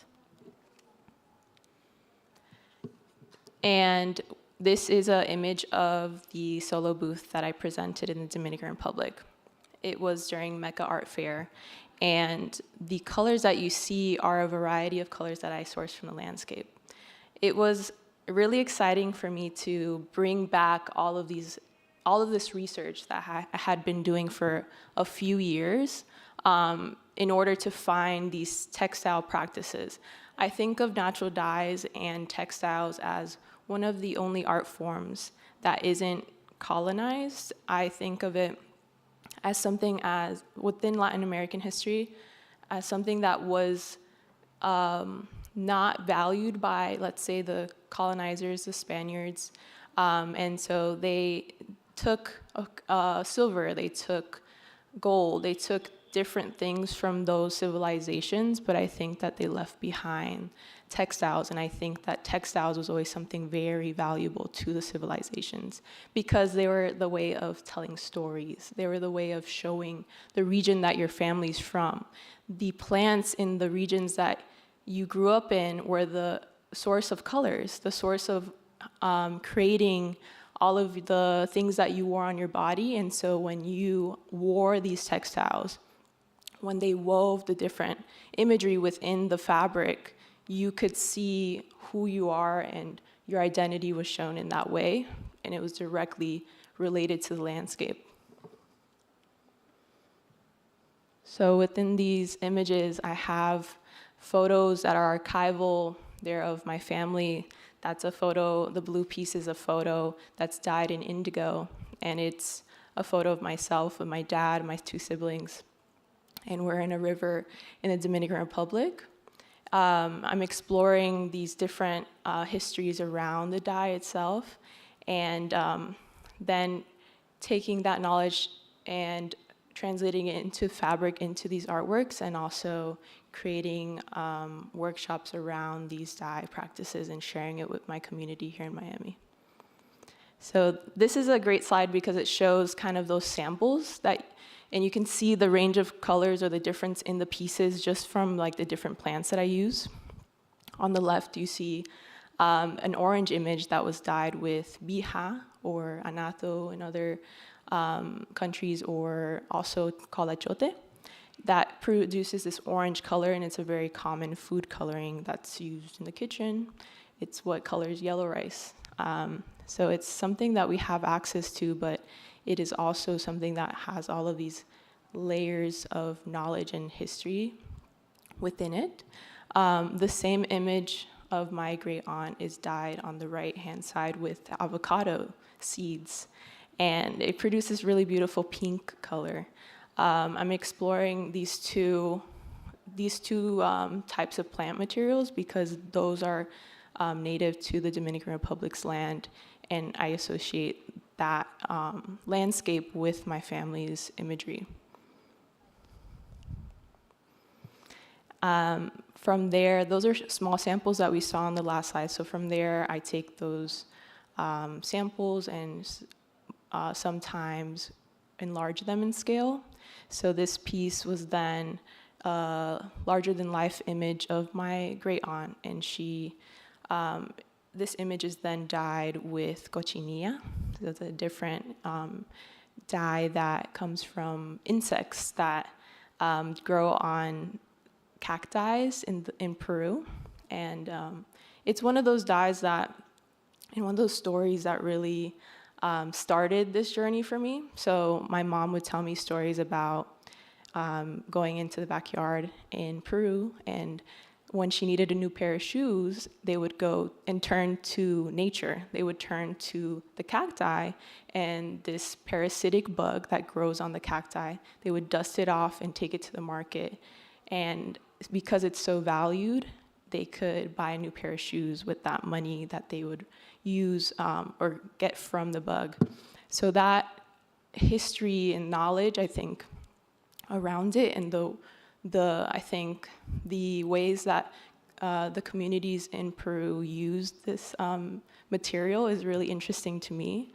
And I remember when I was studying this formally in MICA in Baltimore, how there was a lack of this history, how it was not something that was shared. I felt like these stories that my mom would tell me weren't really expressed within the practice, and it was lost. So that's kind of what these pieces are about. And then I have these two pieces that I call my angels. They have these wings on the sides, and they float in space. So within the solo booth presentation, I had these pieces that were floating off of chandelier that was already within the space. And they are dyed with jagua, which is a type of fruit that is native to DR. It's used as actually like as a refreshment, a drink. So if you can imagine, probably their stomachs get dyed with the blue dye when they're drinking it, and their tongues. I remember when I was working with it, last year I was there in the DR. I grabbed as much as I could, and then I took it back to Miami so I could keep exploring with it. And the day before my flight, I was taking the fruit, grinding it, and then getting the juice out of it. And my hands were all blue, and I just looked like an avatar when I went to TSA. They were questioning me. But then it was the Dominican TSA, so I told them it was jagua, and they were like, oh yeah, we know what that is. So this produces this really beautiful blue color that you see, and these pieces I hand painted them on. So the darkest blues that you see are that dye, and directly sourced from DR, but then brought back this year. And finally, I have a piece here that was dyed yellow, which is the third color of the primaries. And it's dyed yellow with Spanish moss, which is hanging off of the sides of the piece itself. So I am incorporating these live materials, but also to tell the history of the piece or the plant, and then also an image of the plant itself. One of my favorite trees is the image that you see in the piece.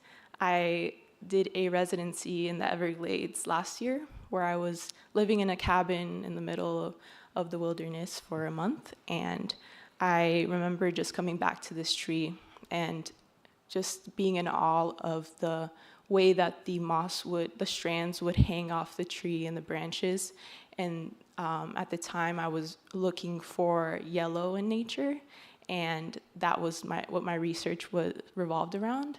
So to my surprise, that was the actual plant that was just right in front of my nose the whole time that produced this color. And it has histories here in the southeast region of the US. And it has its history here in the southeast region of the US. It was actually used by the indigenous populations here to create different types of, not just color, they would create color from the strands of moss, but they would also use the dried strands to make thread. And they were sewing their garments with this, using it actively in textiles. And all of that knowledge and that history is what I think fascinates me. It's something that fuels my practice, but also something that I want to share with other people. So I'm really happy to have shared that with you guys today. And I do a lot of workshops around these colors. I have a couple coming up in the summer here in Miami, and another solo exhibition at the Art and Culture Center in Hollywood opening in June. So if you're interested, I would love to speak to anybody about it afterward and teach as much as I can. Thank you, guys.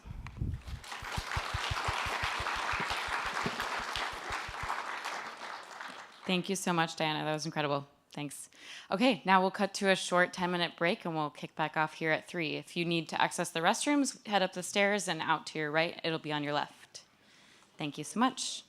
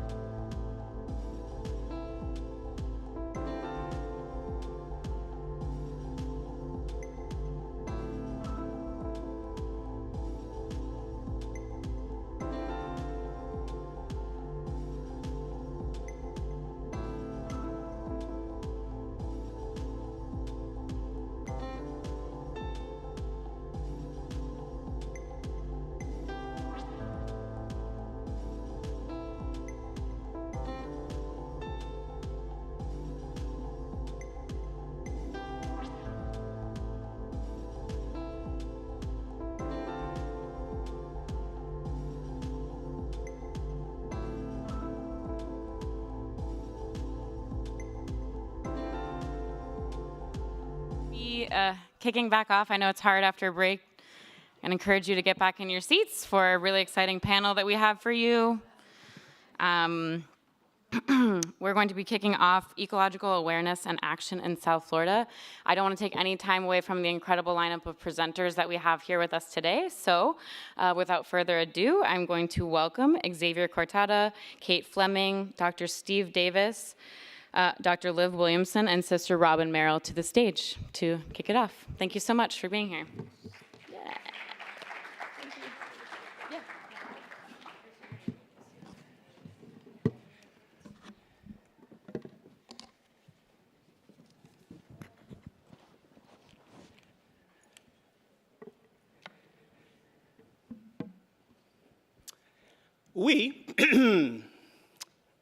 We, the collective, we, all of us, we are in a world of trouble. And I feel that as a society, we don't respond to the urgency of the moment. We just witnessed the hottest summer in recorded human history. Soon, all of us will think that to be one of our coolest summers. We face a daunting challenge in this society, in this community, specifically here in Miami. We live in a world that is addicted to fossil fuels, absolutely addicted to fossil fuels, but worse than that, we as a society, the society that we have evolved to today, can really be a bunch of greedy, self-centered little fucks. We really can. As the global South suffers, we insist on consuming and extracting and kicking the can down the road more and more and more, oblivious to the consequences. But even taking it closer to home, as we extract, as we pollute, we continue adding to the parts per million in our atmosphere. We continue warming our planet. That warmth fuels hurricanes so that the Marias that were at Category 5 and the recent one in Acapulco that overnight became a mega hurricane. The slower ones like Dorian coming across the Bahamas, the wetter ones like Harvey. Those will be business as usual for Floridians. But worst, there is water that will come and will not recede. Scientists predict that if we continue on this path, we will see 6 to 7 feet of sea level rise by the end of this century. That is what 6 feet of sea level rise looks like for Miami. But we continue to elect people into city halls that zone at the water's edge. We continue to elect county commissioners that want to dissolve the urban development boundary. We continue electing legislators that want to undo what municipalities tried to enact to protect our communities by having Tallahassee rule.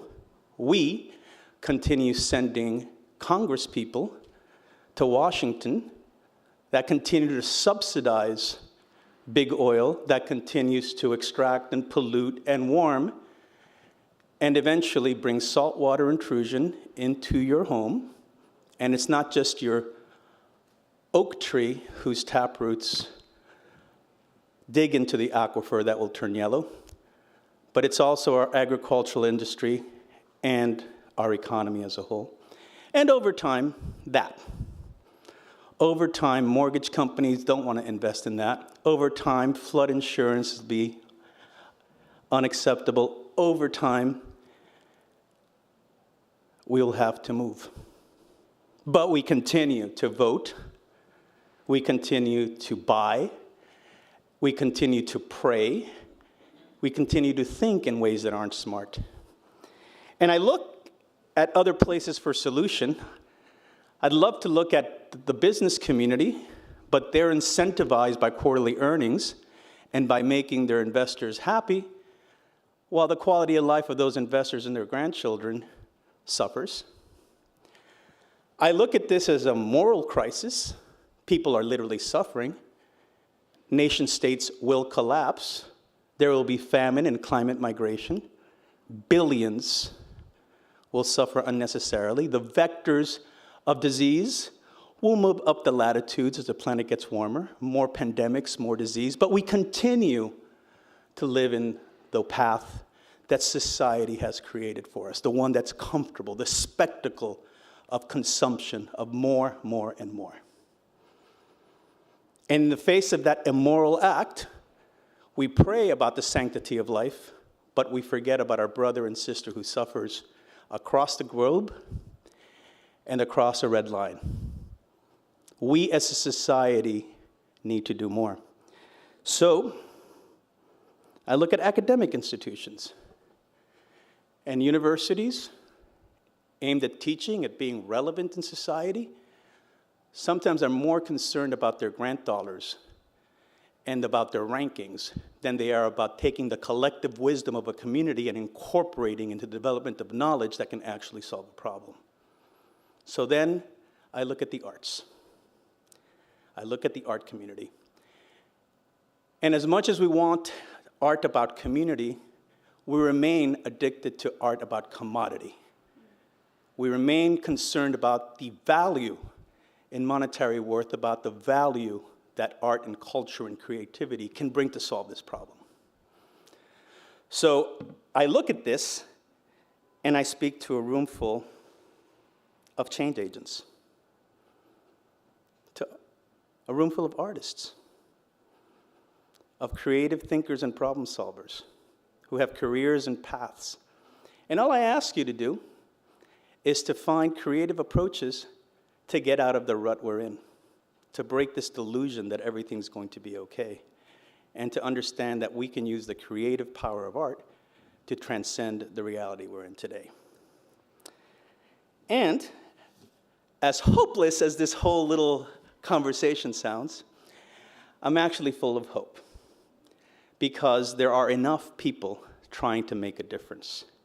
I just believe that art can catalyze that. And today, I want you to hear from, in this panel, 4 different individuals who are doing their part to find ways of connecting, to find ways of delivering hope, to find ways of using talents that are not traditionally within the world of art, that can tap into spirituality, and that can look at big conservation issues in a way that everyone who is threatened by their vulnerability to climate can feel they're part of the solution. And that's what this panel is all about. So with that, I'd like to ask Sister Robin to join us and talk a little bit about her work. And then after that, we'll just have each of the panelists come up. At the end, we're going to have a little conversation, and then we're going to open it up to each of us. Thank you very much.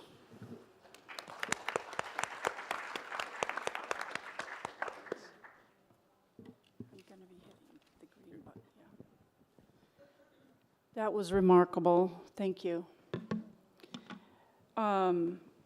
We've been asked to read our bio to relieve Xavier from the from the duty, and mine is written in third person. So this should be a very interesting person and very awkward for me to talk. Anyway, Sister Robin Haynes Merrill is an artist and director of a nonprofit cultural organization and a Protestant serving in 2 different religious orders.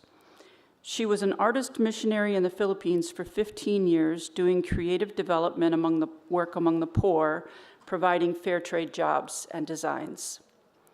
Sister Robin founded the nonprofit collaborative gallery, Upper Room Art Gallery, which focuses on environmental issues and social justice. She also runs the Sister Robin Street Market in Fort Lauderdale, which gives away free farm-fresh vegetables twice monthly, purchased from Florida farmers. She has been a part of Love the Everglades movement since its inception 10 years ago. Robin leads Everglades excursions with Love the Everglades, as well as the Everglades Lounge, which is featured at Miccosukee art festivals and events. Sister Robin is an artist and activist in the political arena and leads community efforts that focus on love, healing, and justice. She creates rituals and ceremonies together with Reverend Houston Cypress that are unique and bring divergent members of society together for a joyful time of restoration and renewal. Water unites us all. Love the Everglades was founded by Houston Cypress of the Miccosukee tribe and Jean Sarmiento 10 years ago. Its purpose is to bring diverse community members together to learn about Everglades issues from an indigenous point of view and to take action. One of our longstanding activities is the Everglades excursions. These are not tourism, but an immersive experience to spend time on the water and visiting traditional Miccosukee villages on the Tree Islands. We learn about the effects of change on the hammocks and what we can do to assist and partake. And that's Xavier in the front row. And by the way, we have to call him Your Honor from now on because he's an honoree for the Florida Artists Hall of Fame. So from here on in, Your Honor. I gotta tease him. Okay, am I doing this right? I'm not doing this right. There we go. We do rituals, ceremonies, public art, performance art, and installations. In these slides, I feature Houston gathering water from the various edges of the Everglades as well as the headwaters. And he did an installation piece, which some of you might have gone to for, I believe it was Miami Water Days. And on those podiums, each of the different collections had the name where the water came from, and you could pray over it. And the other thing we do is ask people to write little index cards, and you can leave it there as a prayer. And then after we pray with the water and be with the water, we take it with us on trips, various jugs of water. Then when he feels it's time, it goes back. So the water gets returned after it's been prayed over and has gone with us to various events. We've also done a live stream of prayer with the Standing Rock Lakota Sioux tribe. And we let out little things like the carved canoes that I work on of cypress. And we're also involved with Love the Everglades of supporting various prayer walks, like Betty Asiola's prayer walks, which she's done regularly. I do prayer walks in Fort Lauderdale, and also different protests, such as the Signs Across the Alley, which was protesting the oil exploration and oil drilling in the Everglades, as well as the 444 Brickell project, the Tequesta desecration. And this is one of the things that I'm involved with, which is pop-up prayer chapels. This is part of the work that I've done in the Philippines that I brought with me. It's handmade paper and bamboo. There's screens. I backlight them or use candles to create like holy spaces or sacred spaces within other spaces. And we do this when we have our different events with Love the Everglades and other places. And again, those index cards that we take with us of people's prayers, and then they collect up. And what you see in the center there is just some of the Everglades water and then a candle behind it. And everybody just brings their own intention. And sometimes we have very large sheets of paper on the wall, and people can draw. We want people to express their feelings and also to express their desires and their hopes. And in closing, this is Jean Sarmiento here on one of our Everglades excursions. And on the right is some of our art installation kind of interactive work, where this was actually an AV, it's called AR, experience of the Everglades and sitting in a canoe in our Everglades lounge. And that was someone from a different tribe who never got to experience like the Miami River and things like that. So they were able to experience it on the headset. So we do a lot of different things like that. And we invite you to join us. You can join us online, find out about our events, and we have a symposium coming up on October 4 that's free and welcome to everyone. Thank you.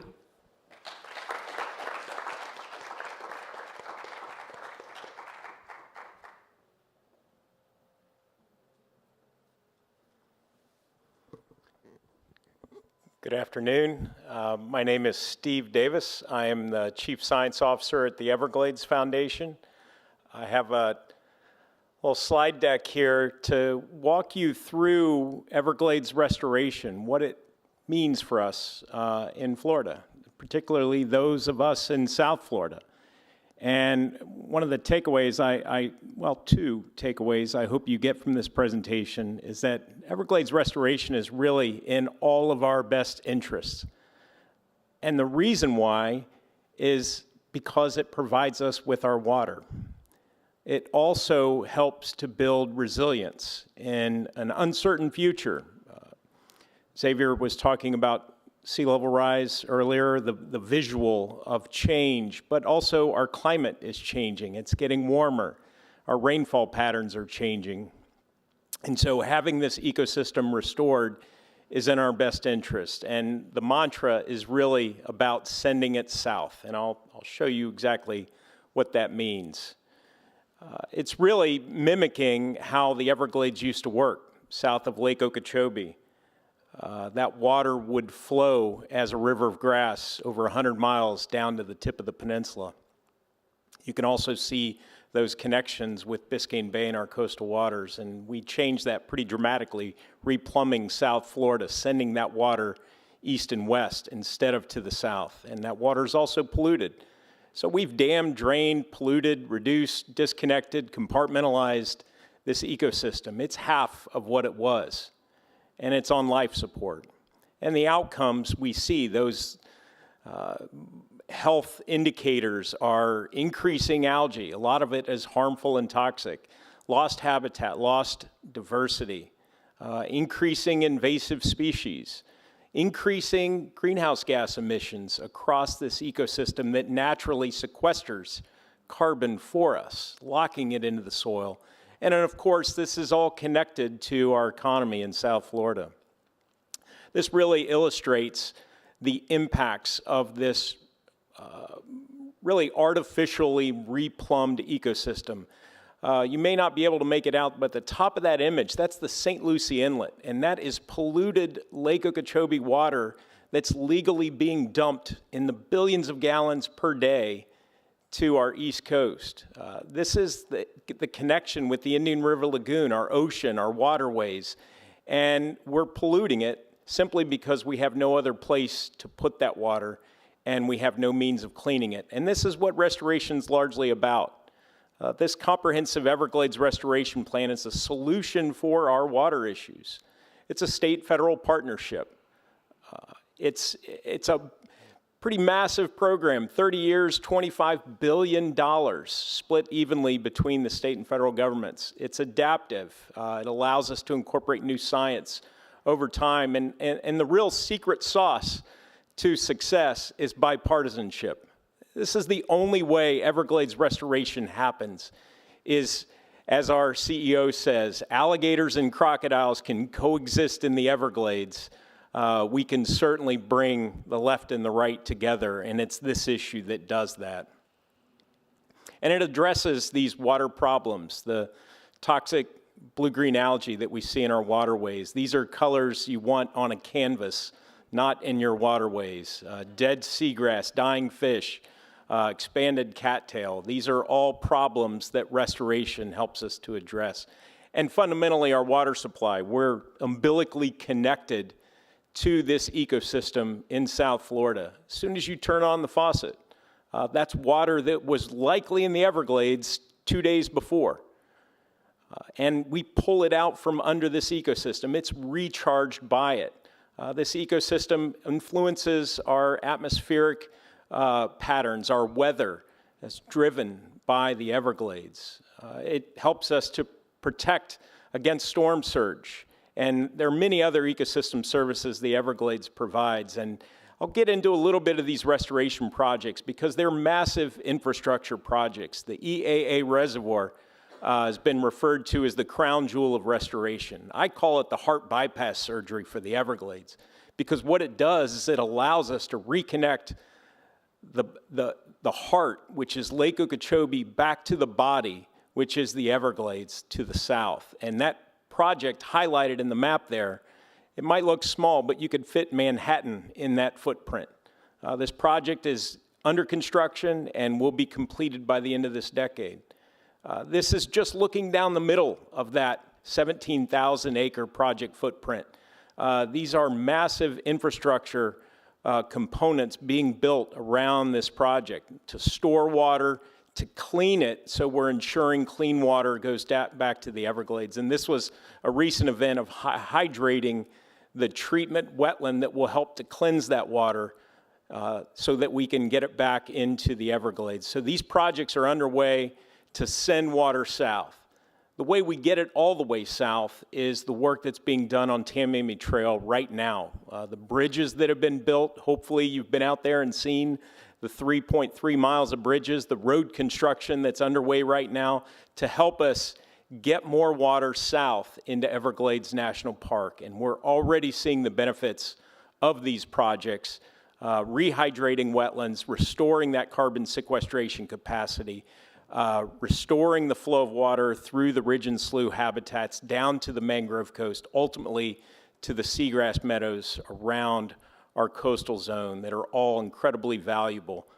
Collectively, this infrastructure is a massive resilience builder, not just for the environment, improving habitat and conditions for species, but also in terms of our water supply. Having places to store and clean water rather than dumping it helps to improve our water supply in an uncertain climate future. And then, of course, having a more modernized flood control infrastructure that allows us to manage that water to our coastline in a way that doesn't impact our coastal ecosystems and promotes the restoration of green infrastructure around our coastline. So this is really what Everglades restoration is about, and appreciate the opportunity to be here and speak to it. Thank you.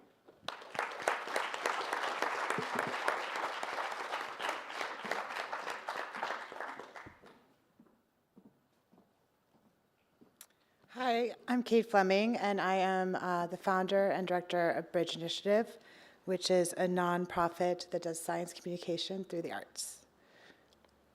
Oops, I want to go back. Okay. Before I talk more about Bridge Initiative, I wanted to kind of give you an idea of where we are and my relation to South Florida, and specifically Biscayne Bay. I grew up on Biscayne Bay, second generation. Miami Beach native, so over 100 years maybe of ancestors living along the bay. As a little girl, I would go snorkeling under the docks and along the seawalls, and I would collect seahorses and let them play and curl on my finger, something that as I grew up, I saw less and less of. I also was lucky to grow up with the Cristo and Jean-Claude Surrounded Islands happening in my backyard. So Biscayne Bay really gave me a sense of ecology, of wonder of our ecosystems, but it also gave me this idea about how art can play a role in making you see something that you might not have seen before. I think the Surrounded Islands really drew attention to Biscayne Bay and changed the way that our community thought about it. It certainly did me, and now I'm very lucky to serve on the board of the Cristo and Jean-Claude Foundation as a grown-up. But as a young girl, I became very involved in fashion, and I went to New York. I went to the Parsons School of Design, and I spent about 20 years as a fashion designer. I had a brand. I launched Tory Burch's accessories, and I got to a point in my career, mid-30s, thinking that, and knowing that I was really polluting the world. I really wasn't doing something good for the world, and I wanted to find a way to give back. And luckily, my father had always wanted to go to Antarctica, so I went with my parents on a trip to Antarctica. And it was incredibly transformative to be in the most wild, faraway place and to have these amazing naturalists and biologists talking about how even in Antarctica, there's human habitat degradation. There's bits of plastic that we could see in the penguin colonies. And it was just, devastating to me. This was back in 2015, before people were really talking that much about microplastics and climate change. And I thought I really wanted to do something to bring creatives out to see these ecosystems, to learn from scientists, and to come up with a way that's not just data or not just science papers, but other ways to communicate. Luckily, I met a biologist, Dr. Andy Sabo, who runs Alaska Whale Foundation, and he became kind of a science advisor and helped me to catalyze Bridge, which is connecting or bridging art and science to create public art about the environment. And I left fashion and I've been working with artists and scientists since 2018. So we connect, create, amplify, and mobilize, because I believe that art's role, art can make people fall in love with something, and when people fall in love with something, they want to protect it. A lot of science communication can be very scary, but if you have something beautiful that makes people really resonate and reconnect with nature, people will just want to protect their place and space and earth. So after working in Alaska, I came back to Miami and I partnered with BFI, Bass Fisher Invitational, on a series of projects called Waterproof Miami. One of the most notable ones is Coral City Camera, which is a live feed of a coral reef right here in Biscayne Bay. You can watch it on YouTube for free. It's been running now for 4.5 years. And it's right at the Port of Miami. And it really shows that ecosystem that I saw when I was a young girl. But amazingly, at the Port of Miami, in the busiest channel, there's a huge coral reef, a whole population of fish, of sharks, of all sorts of different things. And we've gotten to work with the University of Miami, with NOAA, and many other science organizations, as well as education organizations, using this, collecting data, and really bringing the community to see what lies beneath Biscayne Bay. That project and many other projects about South Florida catalyzed this idea that my dad had and helped put together a big group of people and organizations to put Biscayne Bay on the National Register of Historic Places. This is a picture of my father and I in the Dade Heritage Trust newsletter, but you can see when I was a little girl with my dad on the Surrounding Islands. So it's been a multi-generational kind of amazing project to circle back with my father, with some conservationists that he's worked with before and their grandchildren, with people from FIU, Dade Heritage Trust, the Nature Center, so many different organizations. It's been 2 years of writing and putting together information to register the entirety of Biscayne Bay. And it's an exciting time for that right now because it's the 50th anniversary of the Marine Preserve.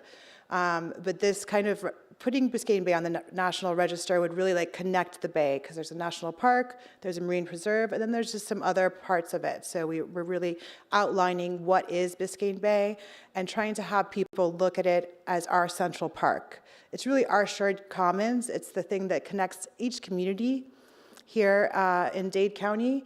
And I wanted to also have an example of that by making an exhibition where I partnered with the Kampong Botanical Garden, which is also on the National Register. It's on Biscayne Bay, as is Pam, to put together a show of 35 different artists talking about their relationship to the historical, ecological, and archaeological aspects of the bay. So really we're doing this kind of bureaucratical work of putting it on the register, but also bringing community together and kind of showing in an artistic ways of how we can interact and relate to these ecosystems. We had many different artists in this exhibition, as well as panels.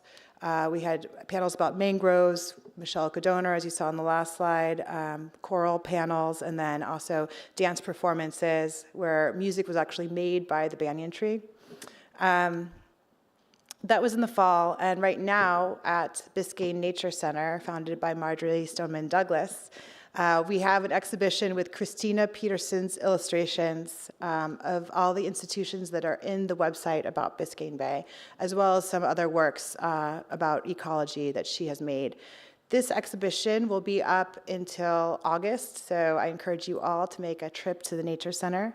Also, this Sunday, we're doing a seagrass walk. Many of you may have gone to that when you were in 5th grade, but we're doing it for adults, followed by a cocktail and a look at the galleries. And at the seagrass walks, I've heard that many people find seahorses, the animal that made me fall in love with Biscayne Bay and has been lost. So I'm looking forward to Sunday and hopefully seeing some of those. So you can scan here to learn more information about what Bridge Initiative does. And it's really wonderful to be here with these folks that are doing so much direct acts of conservation and exploration. Thank you.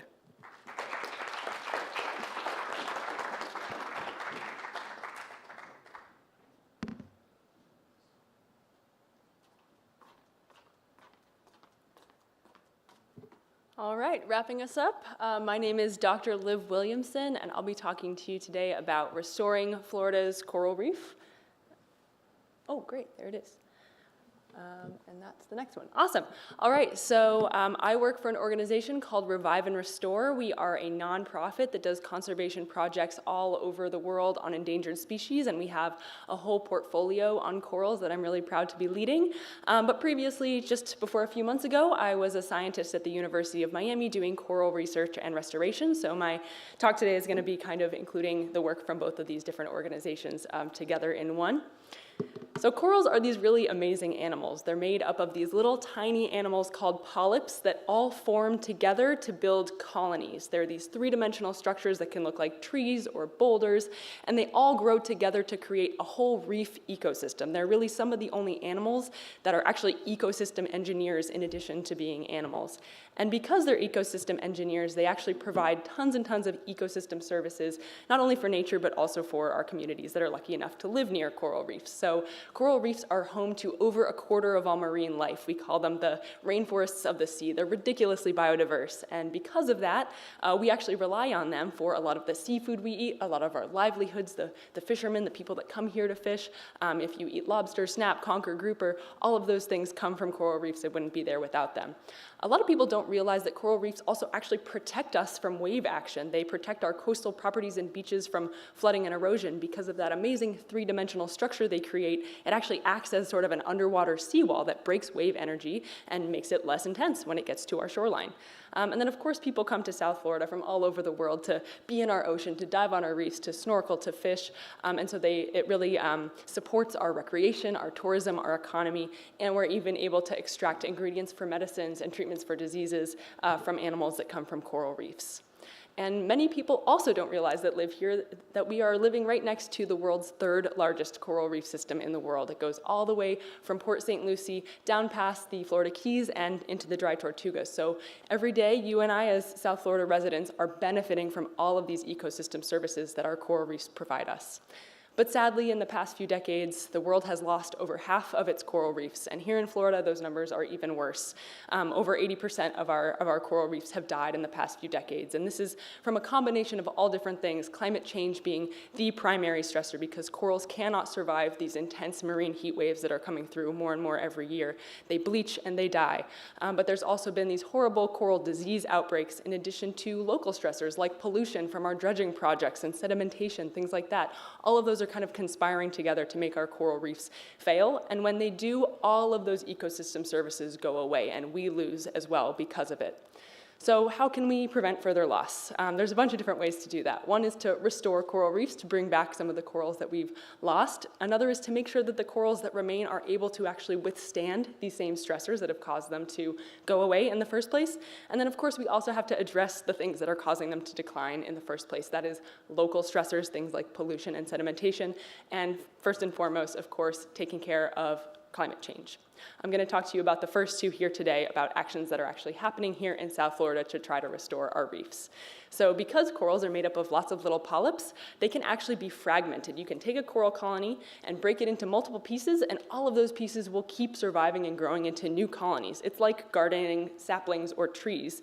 And there's these vast, amazing underwater nurseries right here off of our coast, a few miles off the coast of Miami, growing hundreds, thousands of corals to plant back on reefs that have lost their corals. So we can grow them in these nursery facilities, then actually go and take the corals from the nursery and plant them out onto the reef where they grow whole new ecosystems. And for the past decade or more, this process has been really, really successful here in South Florida. It was partially pioneered here. So just to show you an example, here's sort of a flat, degraded reef where we've just outplanted a few tiny little coral fragments that you can kind of see there. And then 2 years later, there's a whole ecosystem that's come back. That structure is back, right? That habitat for fish is back. That dive site is back. So coral restoration has been very successful here in South Florida. Except that it's not enough to just replace corals and put them back out there to face the same stressors that have caused their decline in the first place, right? Xavier mentioned that this past summer was the hottest summer on record, and that includes in our oceans. We saw the most intense marine heat wave we've ever seen in the history of Florida and the Caribbean that basically gave us over 20 weeks, so months and months, of water temperatures that were 3, 4, 5, 6 degrees Fahrenheit above what they're supposed to be at their maximum, which basically baked and killed untold numbers of our corals, especially these elkhorn and staghorn corals that I have up there, including many, many of these colonies that we had restored, that were part of our restoration efforts. They just couldn't make it anymore. So how can we make it so that our corals are actually able to withstand these stressors? We have to get creative, and we have to take some sort of urgent action. The organization that I work for now, Revive and Restore, is pioneering genetic rescue strategies to try to borrow from the fields of biotechnology, biomedicine, and even agricultural science to kind of harness and understand the power of animals' building blocks, our cells, our DNA, to try to actually accelerate adaptation and evolution to make these corals more heat tolerant, more disease resistant, and able to withstand a lot of the pressures that they're facing today. So I'm going to give you a few examples of that. One is biobanking. So you can actually take living tissue and cryopreserve it or freeze it at really, really low temperatures, but keep it alive to be used in the future. This allows us to basically stop time, to halt the present loss that we're experiencing right now, keep that genetic diversity frozen and ready for future use, whether that's to thaw in the future to use for restoration efforts like I've been mentioning, or to thaw in the future to use for breeding, which I'll talk about as well. But it basically helps us stop the clock and prevent further loss and maintain that genetic diversity that we still have before we lose all of it.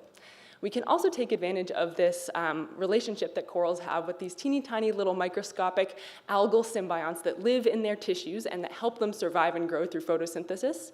Scientists here at the University of Miami and in other places in the world have identified more heat-tolerant strains of these algal symbionts that we can actually deliver to corals, whether that's adult corals that we're using for restoration or even baby corals, to allow them to actually withstand higher temperatures. By giving them these more heat-tolerant algae, we can buy them an extra 1 to 2 degrees Celsius of heat tolerance. That's 3, 4, 5 degrees Fahrenheit, which would have helped these corals, for instance, survive the summer's heat wave.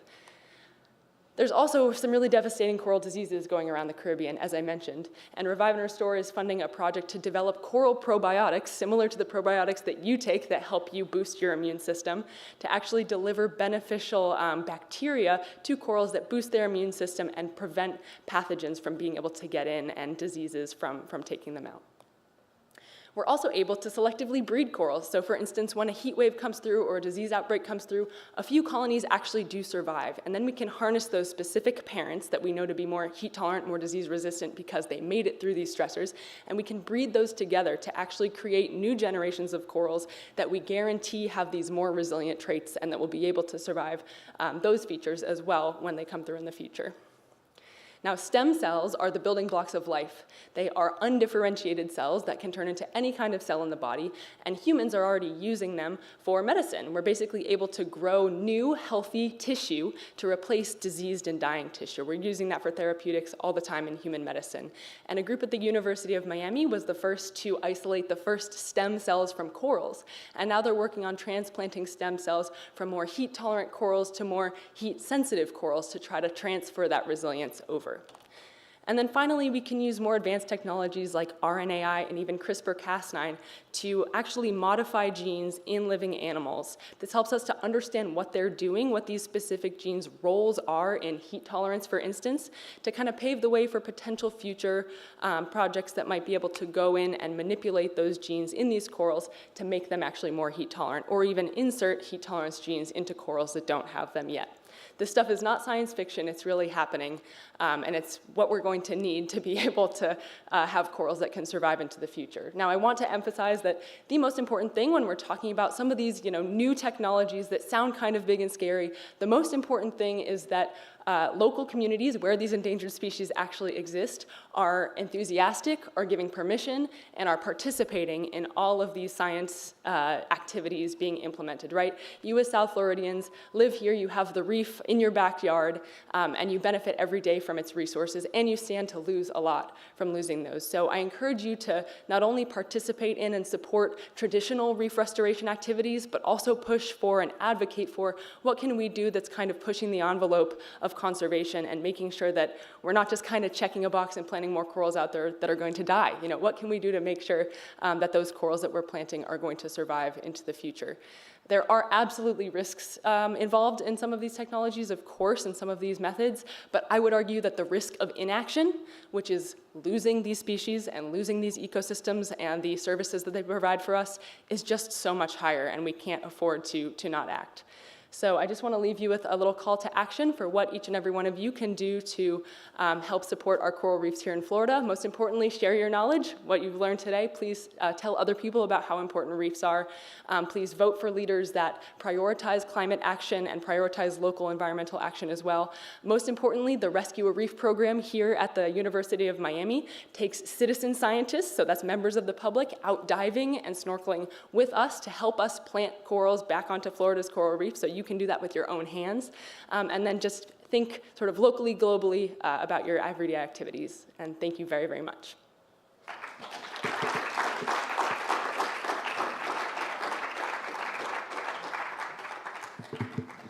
That was a really spectacular panel that opened our eyes a little bit to different perspectives and different approaches to tackling this climate crisis that we have now. And I think what is very hopeful about it, that each of them spoke about how to engage communities in the problem solving, how to educate, how to bring folks' attention to it.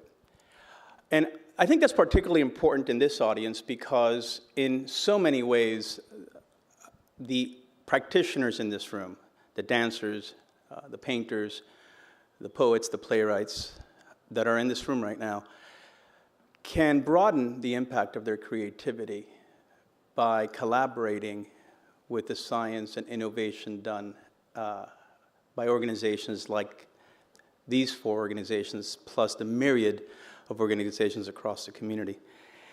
And I personally think that it is imperative that we as artists do that. I just came back from a TED conference in Vancouver, and there were a lot of TED Talks about AI mostly. But, the one that fascinated me the most was this playwright. His name is David Finnegan. And he wrote a play in Australia that was banned called Let's Kill the Climate Deniers. And of course, he got a lot of hate mail. He literally had his play banned. He was challenged as a terrorist. And he decided to dive into that. So the people who would send him the hate mail, the people who would spend their time literally writing and trying to refute the science of climate, he wanted to understand. He was curious as to why are these people so damn bent on denying the truth that most of science, the overwhelming number of scientists, the ones that aren't bought by the fossil fuel industry, are telling us is before us. And the more he leaned in, the more he realized that maybe the moral ones were the climate deniers. Because they were acting in concert with what they believed. They actually don't think there's a crisis. They don't think there's a problem. They think it's a hoax, so they behave in that way, while the people who are fighting climate don't respond with the urgency We have cute greenwashing events. We have interesting hors d'oeuvres that are colored for the moment while people are dying. It seemed to him that we needed to turn the mirror on ourselves and find out if we're full of shit or if we're really trying to solve the problem. And I think too often we get caught in the patterns that we have fallen into and that we think that everything is okay. And it takes the people sitting in the audience, in the seats of this room, to wake us up. I feel that sometimes art is looked as something to reflect on an issue, when I think art can actually transcend. Why sit here and critique a problem when you actually have the tool to solve it? To that end, I wanted to talk a little bit to Robin. Robin, you talked to me a little bit about water being sacred and water being life, and we are all connected. And I'm just wondering, in your practice and in the work you do, how does ritualistic activity help people break through this spectacle and have them connect to one another and to their community? Because I think so, yeah.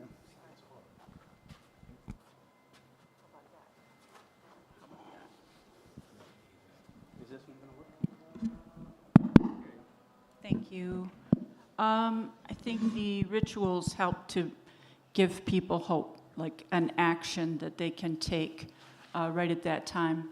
And I've worked really hard to, because I come from a Christian background, my whole life, I've worked very hard to be diplomatic and to remove what I call Christianese and to try to make everything stable and equalized so that everyone can do whatever they feel like doing as far as a response that would be spiritual and in their estimation sacred. But it helps to relieve pain and it helps to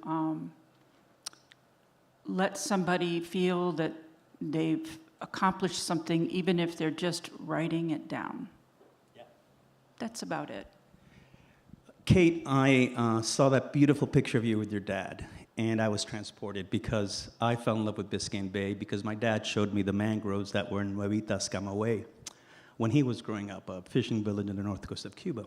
So as a little boy, we'd be up and down Barracut, and I would just connect. And I think that experience, that interaction at that level in your formative years can really change perspectives in the way that I think you had with you. I took a path like yours, you know. I went to law school, well, you went to art school, but then, you know, you found your way back to this environmental work.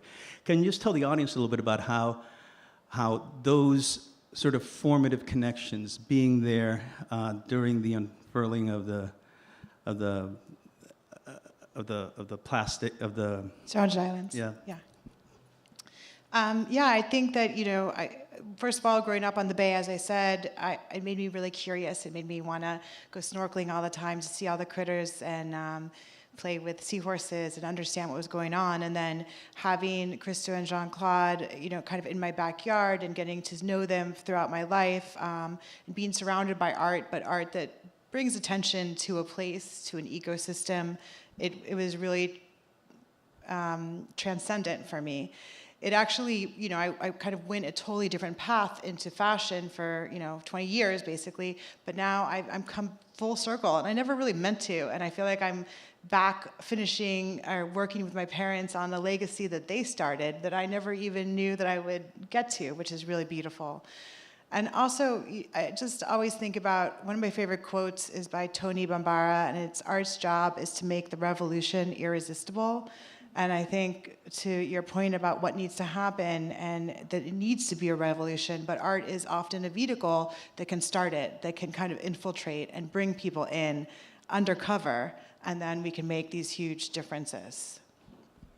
Liv, the stuff you talk about would have been thought about science fiction, right? The idea of sequencing genes and trying to make them more resilient towards the future. And I know AI is out there that can fold structures of proteins in record time the way that humans would have taken decades to do. Do you believe that maybe the idea that there's a silver bullet of science out there that can fix this problem, aside from providing clear solutions that I support and value, can also give folks a sense of silver bullet hope where they don't have to worry so much about polluting because science will fix it? Absolutely. I was trying to keep this presentation on the light and happy side, but a slide that Not with me in the room. Come on, are you kidding? A slide that I deleted that I usually include at the end is really all of that, including some of this, very cutting edge science, is still just buying time for us to actually take climate action, right? We can't mess with evolution forever. And even if we did, what world are we really creating, right? We're getting too far away, potentially at that point, from a natural system. So none of that at all is a substitution for action and for taking care of our climate and our earth better. It's really buying us time so that they'll still be there when we've had the chance to maybe address some of those things. We're just trying to make sure that those resources still exist and are there into the future for the next generations. Dr. Davis, if there's one thing you bring to the table is that we can do this, that it may cost billions, it may take time, it has to be crocodiles and alligators together, but this can be done. I'm wondering if the lessons that you've learned along the way and the foundation, more broadly, have applications in other places across our society where we can learn from what we do in restoring the flow of water, the Everglades, to restore a sense of decency in this very polarized and imperfect world we live in. Do you think that there are lessons to be learned that we can come together with solutions across a partisan aisle? I do. I don't have the answers. I just know that as an organization and as a community that works to advance Everglades restoration, this is something we have to accept. If we want to be at the table, if we want to drive initiatives related to funding, related to project authorizations, it takes buy-in from both sides. And I really feel like our greater challenges globally require inclusion from across the spectrum. It can't be a liberal agenda. It can't be politicized in a way. It's got to be a situation where there's buy-in from everyone to make this happen. What we've realized and has resonated is the economic implications of inaction. And I see that increasingly with the climate discussion. Instead of selling it as just a crisis, a disaster where if we don't take action, people will die. It has to be communicated in terms that resonate with members across the political spectrum. And I, as a scientist, I can't do that, so I see the challenge, but I do know that that's what has been a major secret to the success of Everglades restoration. And then, of course, it's being able to demonstrate progress, showing that those investments are paying dividends, that we're seeing improvements in just fundamental vital signs across the system, including an ability for some of these ecosystems to make it through what was otherwise a very harsh and stressful summer last year. So we're starting to see the benefits pay off, and communicating that back to the decision makers is critical. That's fine. I think it's important to remember it's not just left and right of political spectrum, but that we have two sovereign nations that are completely different government systems. Our indigenous communities, the Seminoles and the Miccosukis, and they have a seat at the table. They have a voice. Indigenous knowledge and indigenous leadership needs to be at the forefront of all of this. And I know that you all are working together, but I just feel that it needs to become a part of our language. It's not just like, oh yeah, I forgot. There's still Indians alive. It's like, no, we have indigenous communities that are sovereign nations, and they are governments, and they need to be heard, and they need to lead the way with all of this. And that doesn't require as much money as y'all think. The way of breaking through and connecting to the people that are in this room, I think, is paramount. Finding solutions that allow people to understand, just like you were saying, Dr. Davis, that it's actually their problem. And I think art has a really powerful role in reframing the way we see, making it personal to individuals. I actually believe the reason people don't act on climate is either because they don't think it's their problem, it's too far away, I'll be dead by then, or it's not gonna impact me, I have enough resources to sell or buy or move on. They may think it's someone else's problem to solve. It's not their responsibility, it's governments or scientists to solve it. But I think mostly it's because they feel that they don't have a role, that there is no thing that they can do that will move the needle, that will have any impact. They feel they don't have voice, or even if they had voice, there's nothing that it would amount to.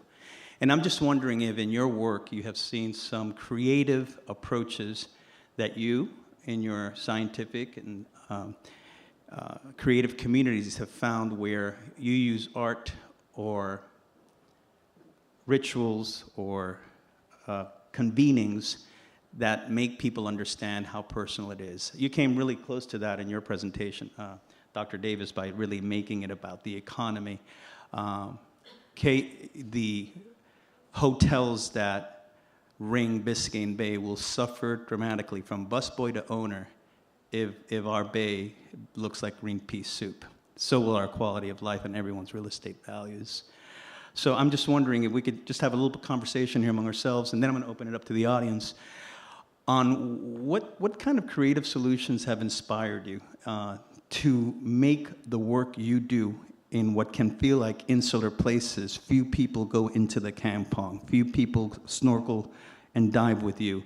Few people are doing the science at those conservation sites. Few people are wading through the Everglades.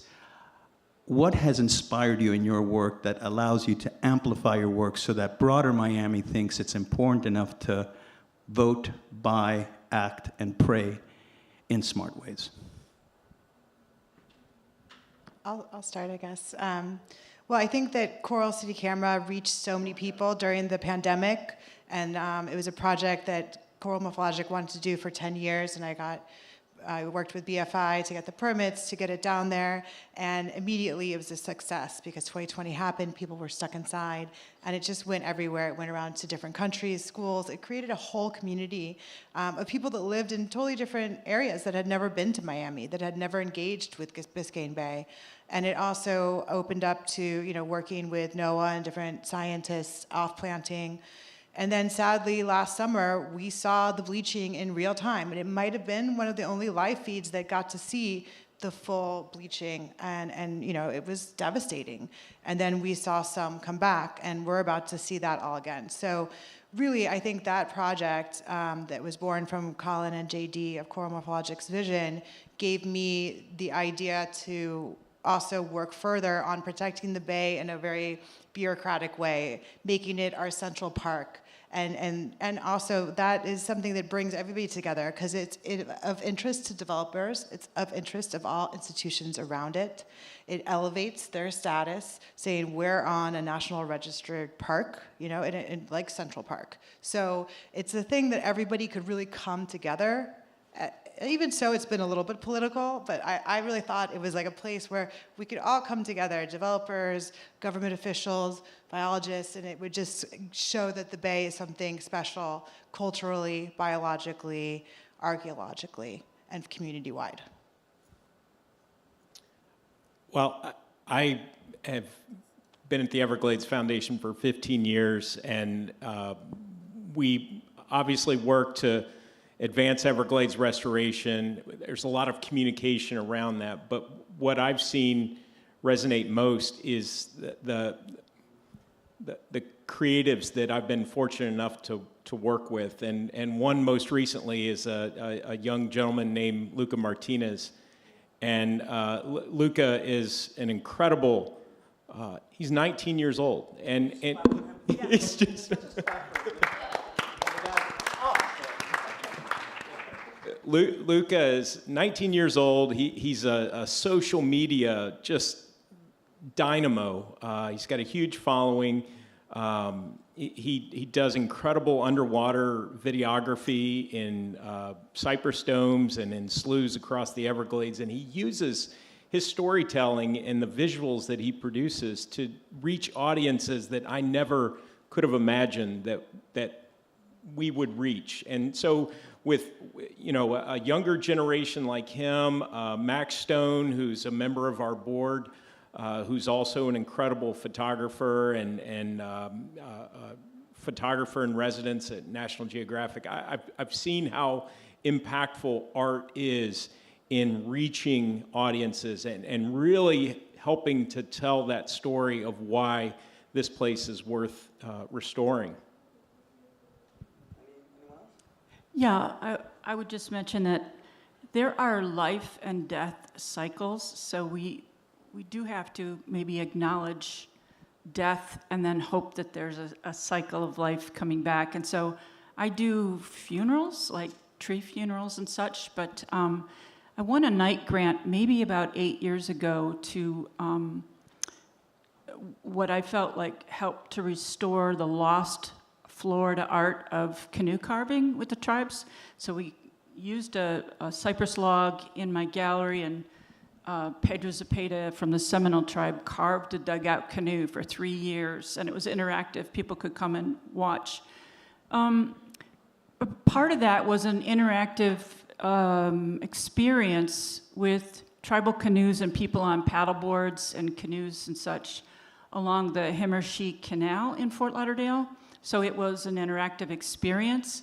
And I'm really sad to say that it was supposed to be an annual event, and we were never able to get on the water again because it's completely dead. And so the word Himmershey is Hima and Shea. It's a Creek Indian word meaning fresh water or new water. And now those pipes in Fort Lauderdale keep breaking and putting fecal material, sewage, raw sewage, and it's never stopped. And so that which was supposed to be an annual event it's dead. And so sometimes you just have to say goodbye and, hope that things change, but you got to move on to the next thing. That's just a sad fact. Dr. Williamson, any? I'd love to hear from the audience if we still have time, yeah. So some questions. We have about 15 minutes. And is someone going to give microphones, or do you have it? Yeah, just 1 second. I'll run you a mic.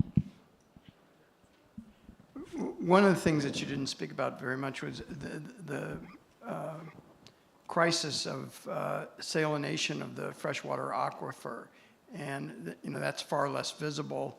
And I don't really know what the status of that is right now and what the prognosis is for right now, and what efforts are being made to prevent that from happening. I'm happy to speak to that. It's really the saltwater intrusion is an outcome of two things. More recently, sea level rise, but over the past century plus, it's about the flood control system that we rely on in order to have developed areas all the way out to Chrome Avenue and beyond in Miami-Dade County. So it's a consequence of lowering the water table and therefore allowing that more dense saltwater to intrude into our very porous limestone here. And there are some tools that help to control that saltwater boundary that is creeping ever landward. And those control structures are along canals, but where they don't exist for navigability, the saltwater intrusion has penetrated further inland. A good example is the Gables Waterway underneath the Biltmore. If you go down 100 feet or more to the base of the aquifer there, you'll hit saltwater.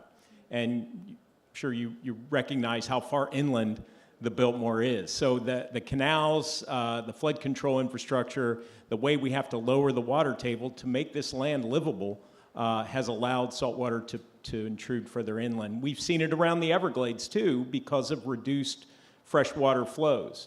And our models, our science tells us by sending more fresh water south through the ecosystem, we can push back more in some of those natural areas. And there are restoration projects being planned right now around southeastern Miami-Dade that will help us to do that, extending from about Deering Estate all the way down around Turkey Point, around to Florida Bay. So there's a pretty substantial area of coast that should benefit in terms of habitat on the surface, but also saltwater intrusion beneath. And just the flip side of that question, I have no idea about what people are doing about water desalination. So, Aruba has it, and I think Israel has some of it. And I know it's expensive, but it seems like at some point it's going to be necessary. Yeah, I mean, obviously we need energy to do that. Let's just hope we transition to a more clean energy future. I think saltwater intrusion's an issue. I think heat is also going to be very problematic to us. And the thing that I think everyone in this room already understands, sea level rise. Sea level rise is a conundrum. It is something that we can't dam, seawall, dike ourselves out of because of oolite. So these are the tough issues that Miamians need to talk about. And to do that, we need to stop being greedy little Fs, societally speaking. What I mean by that is we live in an instant gratification world, and we think about our families, our security, our 401ks, the immediacy, and we just need to be a little bit more empathetic. And I know that the work that moves the political football forward, that gets us to score some yards, is by making it relevant to people. So it's a way of marrying the broader empathetic issue about future generations to things that people care about.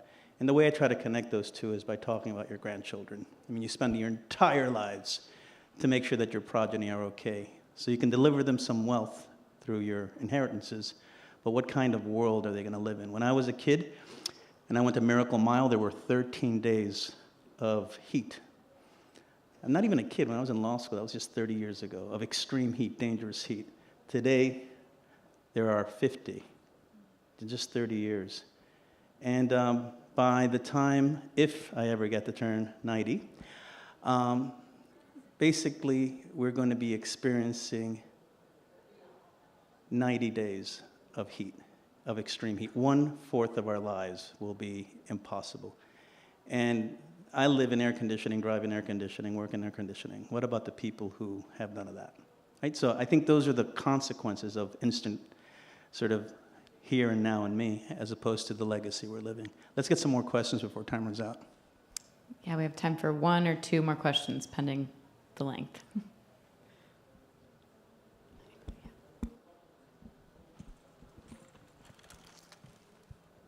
Thank you for the work that each of you are doing.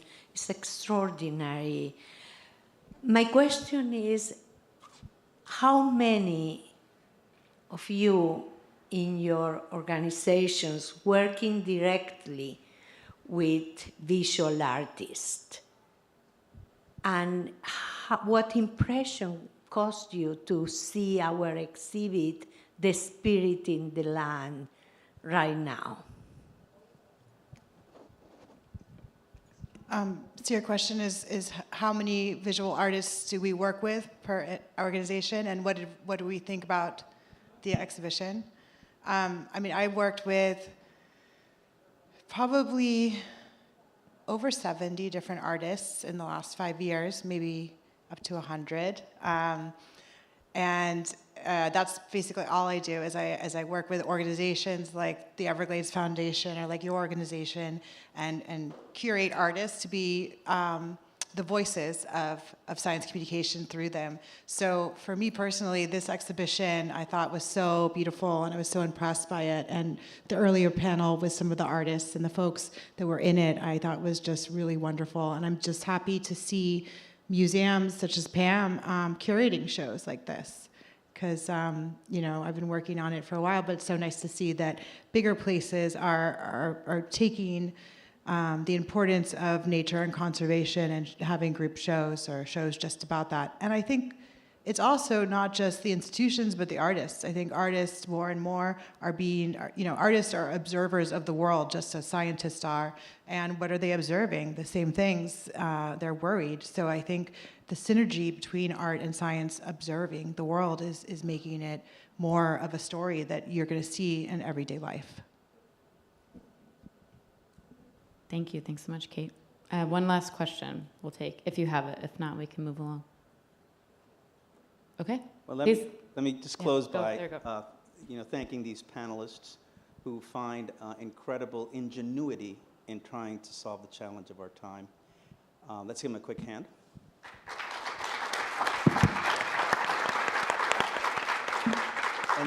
And then let me just end by turning the spotlight on each of you. You're in this museum today because you care about the intersection of art and the environment. There's no other reason why you would be in here with such a beautiful day outside. So I'd like for you to challenge yourselves. You saw just some incredible innovation. An individual with a video camera who's 19 years old can transcend his reality and change others, right? The creativity of a scientist looking at a genetic code and finding a sequence that can bring life, not just now, but into the future as it gets worse and worse and worse, right? You see the work of the ritual, the work of the scientist at play. Each of you are creative beings, even if you don't consider yourselves practitioners. Each of you have developed and created a path in your lives that have taken to where you are. The urgency of the moment is something that our neighbors do not understand. They don't come and listen to Dr. Davis speak. They don't understand the issue. But you can help translate, communicate, and make that something they care and feel about. I challenge you to dramatically change what you're doing, what all of us are doing, in a way that really moves the needle and makes an impact.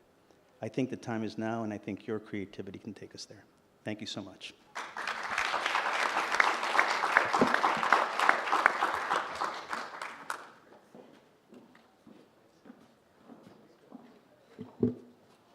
Thank you so much again to that incredible panel.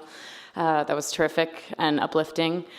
Before we head outside for some beverages and happy hour and tours of the exhibition itself, I would like to turn it over to two of my friends, artists, filmmakers, and just incredibly awesome women in the Miami sphere for our next local interlude, which is by Lauren Shapiro and Dr. Shireen Rahimi. I'll hand it over to them. Thanks so much.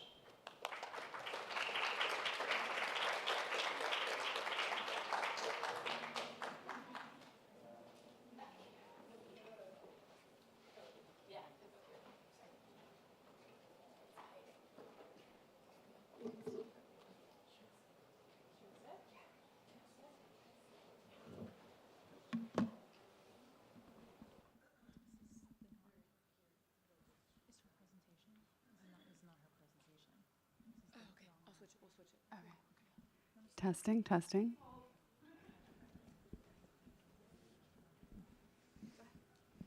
So this will be a speed presentation. Shireen and I are artists, filmmakers, activists. We met several years ago at an event, I believe, by BFI and the Bridge Initiative at a pool panel at the Standard. And I was in the process of developing a really large work of art that took place at the Bakehouse Art Complex called Future Pacific. It was a 15,000-pound unfired clay installation that was built by the community, and I needed someone to help me capture it. So that's when I met Shireen, and she's going to start telling you all about her practice, which is incredible and full of visual eye candy, so we barely have to speak at all. But take it away, and then we'll tell our story. Thank you, Lauren. What a treat to present with your friend.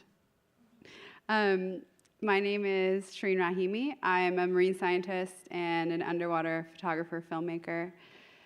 And basically, I tell stories about the ocean that encourage activism and conservation of underwater worlds. A big part of my practice is going to places that are very far away and capturing imagery of the ocean, because a lot of it goes unseen, right? It's underwater. We don't see a lot of these places. And bringing it to people and showing them the beauty of these marine ecosystems that we have. I got started in this work. Well, actually, first I'll tell you, I have a production company here in Miami. It's called Light Palace Productions, and we are a female-led production company. And we do a lot of work for ocean and environmental organizations and nonprofits, and we also do commercial work for brands, all of which is kind of wrapped up in this theme and this mission of getting out the word on the importance of conserving our oceans. I started this work maybe 5 years ago when I was in my PhD at the University of Miami at the Abbas Center. And I was studying marine science in the Caribbean. I was working in really remote coastal communities in Cuba and in the Bahamas, and I was doing really marine anthropology work, marine science work, trying to understand how people were relating to a rapidly changing ocean, right? Because climate change, habitat destruction, ocean acidification, the warming of the ocean, like plastic pollution, all of these things, we all know this, right? All of us in this room know this. But it's not looking good. And real world people out there on the front lines who derive their livelihoods directly from the sea are seeing some of these impacts very dramatically. And so I was doing research to try to understand how people were adapting to these changing ocean conditions. And as a scientist, I was going to these really beautiful places, and this is one of them. This is in the Isle of Youth in Cuba, where I was, diving with conservationists as they were trying to restore their reefs and trying to help their fish populations. And I was like, this is incredibly beautiful. I should be taking photos of this. Why am I not taking photos? So I applied to a National Geographic Young Explorers grant. I received the grant in 2017, and I used all of the money on underwater housing because those are very expensive. And so I was finally able to take my camera underwater. And when I graduated from my PhD 3 years ago, like the typical route would have been to stay in academia, but I instead decided to start a production company because when as I was taking photos and creating films, I realized the incredible power of visual storytelling for changing social behavior around environmental issues. And I was basically a convert. And so after that, this is also my work in the Bahamas, where I was also doing, video work around spearfishers there. And I basically became hypnotized, entranced with the power of visual storytelling for getting across conservation messages, but in an unconventional way, because as a scientist, I understand that science is incredibly important. It is how we figure out, what problems are and how we can solve them. It's how we find out if our ecosystems are healthy and if they're not, and what we can do to help them. But science isn't always accessible to everyone. It can be very difficult to understand. And so I saw my unique role in this issue to be basically an interpreter of science. And not only interpreting science, but also bringing in emotion, aesthetics, different genres of creation like art, music, culture, technology, fashion, into the conversation about ocean conservation. For example, this is an album art cover I did for a local music producer in Miami. This was shot off of South Beach. And also working with communities, indigenous communities, local communities all around the world to help highlight the incredibly vibrant and interdependent relationships that they have with the natural world. And this is another example of work that I have done in other countries. This is a scientist that Lauren and I both work with, actually. Her name is Dr. Nissa Silberger, and she's a coral ecologist now at the University of Hawaii. And she studies how freshwater on the island of Moorea, French Polynesia, are affecting corals. And I met Dr. Nissa through Lauren because on the project that she mentioned called Future Pacific, that project was kind of started or like birthed through Nissa's research, which was NSF funded. And so really I work with all types of people, but a lot of whom are scientists, in an effort to translate the science that they are doing to lay audiences. For example, Dr. Nissa and her students, we went there.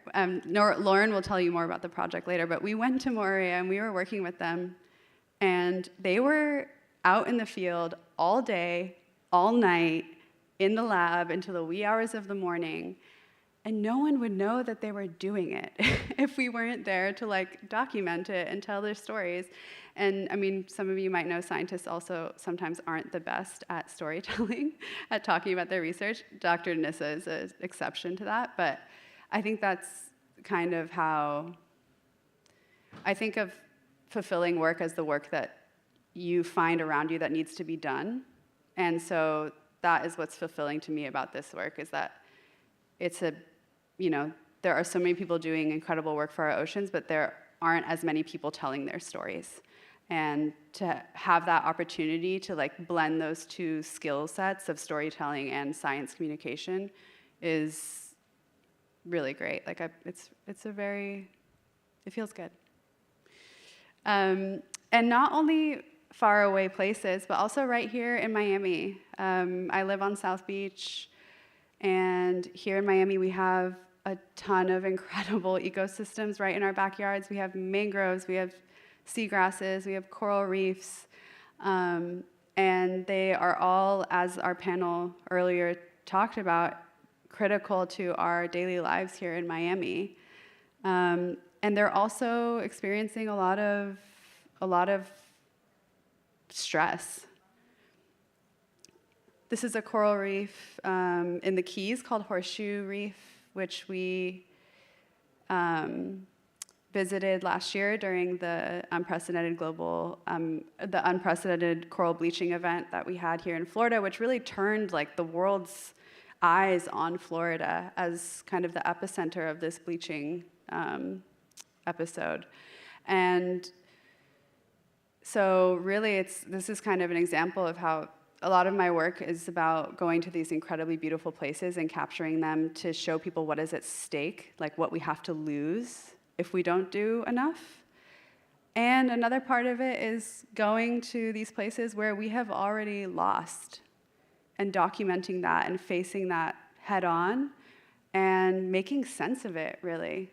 A lot of my practice has been on social media as well, where I've kind of gotten into not only taking these images and showing people what that looks like, but also trying to make sense of it, trying to make sense of what this means for us here in Florida. What will it mean? What will it be like when, if Florida no longer has coral reefs? What will that feel like to us, and what will that mean, and what can we do really to prevent that from happening? And so I have worked with restoration organizations, including Dr. Williamson's Rescue Reef, which she was part of before, and also Coral Restoration Foundation. This is an image of Coral Restoration Foundation's rescue effort where they were removing surviving corals from their coral nursery after the bleaching event in an effort to bank that genetic diversity in order to really buy time, like Liv was saying, while we figure out this whole climate change thing, and restore the ocean to the conditions that it needs to be in for things to live in it. And the kind of final vision is really coral reefs in Florida that resemble what they once were. And yeah, I guess I would say, just to close before I pass it to Lauren, is that like I would say the general focus of my work is not just taking pretty photos, but figuring out ways to incorporate culture, art, music, and aesthetics into conservation messaging in an effort to broaden our audiences. Because I know most of the people in this room already know what we're talking about. Most of the people know what is at stake here, and most of the people here are invested in creating and furthering those solutions. But I want to bring even more people in, people that never even knew that they wanted to go plant a coral reef on the ocean floor, or people that wanted to be a marine biologist when they were little, but then that just never really panned out and they went into marketing. But they can still do environmental work in their free time and still have that like intrinsic wonder and awe around the ocean. And so that is why it is such an honor to work with people like Lauren and other people in the arts and culture space, because we need to make this cool. We need to make this sexy. And yeah, in the name of sexy, I'm going to pass it to Lauren. Thank you, Shireen.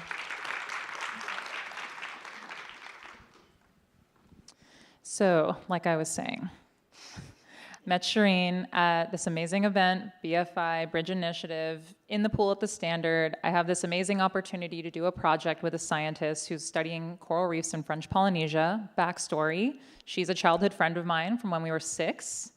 And we did a lot of exploration in the natural Florida environment where we grew up, and then she ended up becoming this amazing marine ecologist in Tahiti.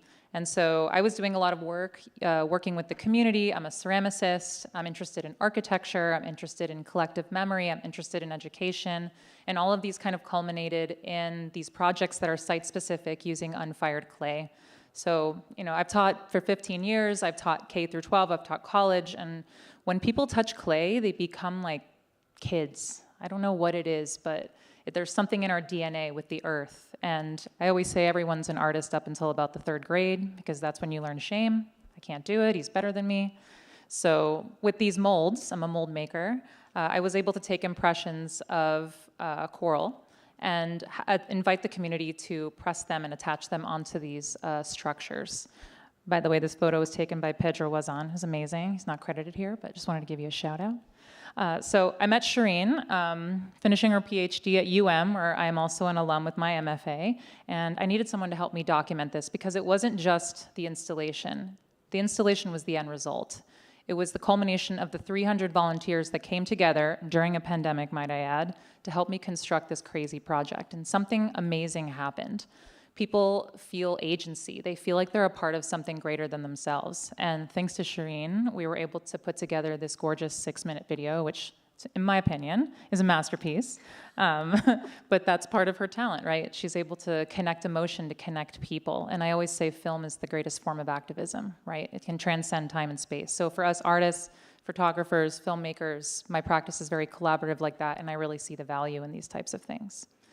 Here's some of the impressions. Originally, I was supposed to go out to French Polynesia with Dr. Silberger, cast the molds, come back and tell her story, but because of the pandemic, that was delayed. And so what ended up happening is I reached out to local organizations, FIU, to local scientists, and incorporated a lot of local species into my installation and broadened my scientific network locally. A lot of people from the Marine Science School came and helped, right? So it was a really great way to connect with these scientists, not only those who are practicing professionally in the field, but those who are going out to practice professionally. And here's another detail. So the corals started out as very colorful and wet, and then over time they slowly dried and cracked and bleached on the frame, which is obviously mirroring what's happening with our reefs. And then afterward, I was able to go out to French Polynesia to observe some of Dr. Silberger's research. I dragged Shireen with me, kicking and screaming, and it was there that we were able to observe these scientists, these young scientists. They tell their friends and family they're going to Tahiti to do coral reef research, which sounds really romantic, but the reality is every hour of the day they're dragging thousands of pounds of water back and forth and onto a plane, and it's a tiring, almost thankless job, right? Totally, totally. And like in the middle of the night, sometimes they would have to go out onto the reef and collect. I mean, yeah, Liv is she's nodding her head. She's like, yeah, I know. But yeah, I just can't even imagine. If one of the mechanisms failed, they would have to go out and do it, right? The reef is sharp. I don't know if you guys know this, but coral is sharp, okay? Not fun to navigate in the middle of the night. So since my big project had already culminated, Shireen's working on this amazing film with NISA, I cast a bunch of Pacific coral to add to my library of molds and did a performance piece on the beach where I was pressing these lines of coral impressions and watching the waves essentially sweep them away, which was really making me feel like watching these scientists labor over an ecosystem that is disappearing. So that was my contribution to that trip, but amazing to observe. Around that time, I got scuba certified. I'm an explorer of the world. It's one of my passions. So underwater was like the next frontier. These images were taken by Shireen last summer during the bleaching heat wave, which on one side you can see that the corals are completely bleached. On the other side is a little bit deeper, and they were not. And we experienced 2 of these dives side by side, one of which the corals were in great decline and the others weren't. And I always feel like this kind of gives me a little bit of hope. Right? Because a lot of people, when I talk about my work, they're like, oh, we don't want to go out there. I don't want to see the destruction. But there is still a lot left to protect. And what I'm doing here is I'm collecting a 3D modeling of coral. One of the other things I learned when I was out in French Polynesia was learning about photogrammetry and ways to document underwater ecosystems using 3D modeling and 3D scanning. So I've brought that into my work. I have in the past used silicone molds to capture coral skeletons, but you're not really supposed to put silicone on endangered species. They don't really like that too much. So one of my collection processes has been using photogrammetry to collect models, which I then translate into ceramic tiles, such as this piece here. This is actually from a database of the Mega Lab out at University of Hawaii. Dr. John Burns, who is a data scientist who collects photogrammetry scans, which I then was able to use from his database to create these molds of porcelain tile. This is a reef that was destroyed in 2017 by a hurricane in the northwestern Hawaiian Islands. So this is a memorial. And then starting to play with the scans. You know, I love technology. Clay is old tech. It's one of the oldest technologies, right? So I kind of play with this dichotomy of old tech and new tech to play with these different types of scans.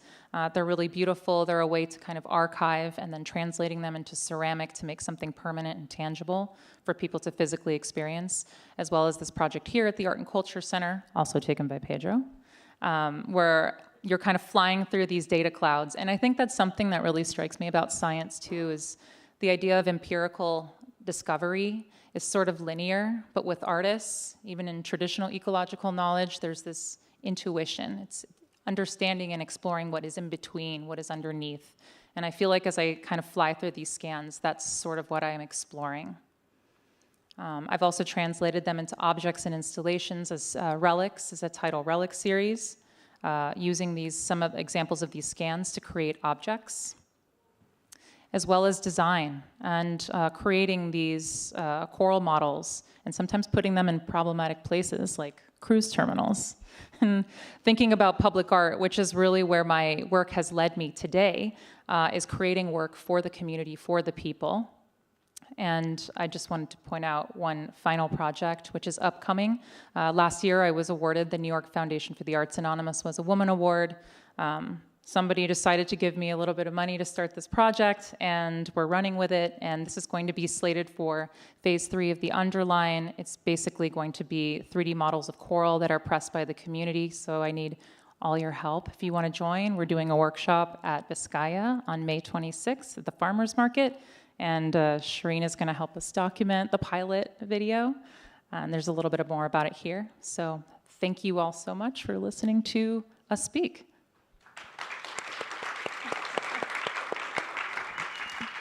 Does anyone have any brief questions before we go to happy hour?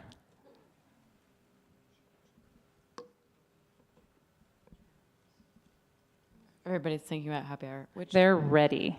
We're ready. we're ready to, oh, there we go. There we go. All the implementation of artificial reefs worldwide and the upcoming reef line project. As a scuba diver myself, lifelong, I always feel like the most incredible situation is being underwater and seeing not the hands of man. Like that's the thing now that is the most exciting for a true diver. How do you guys feel about that in comparison to artificial reefs?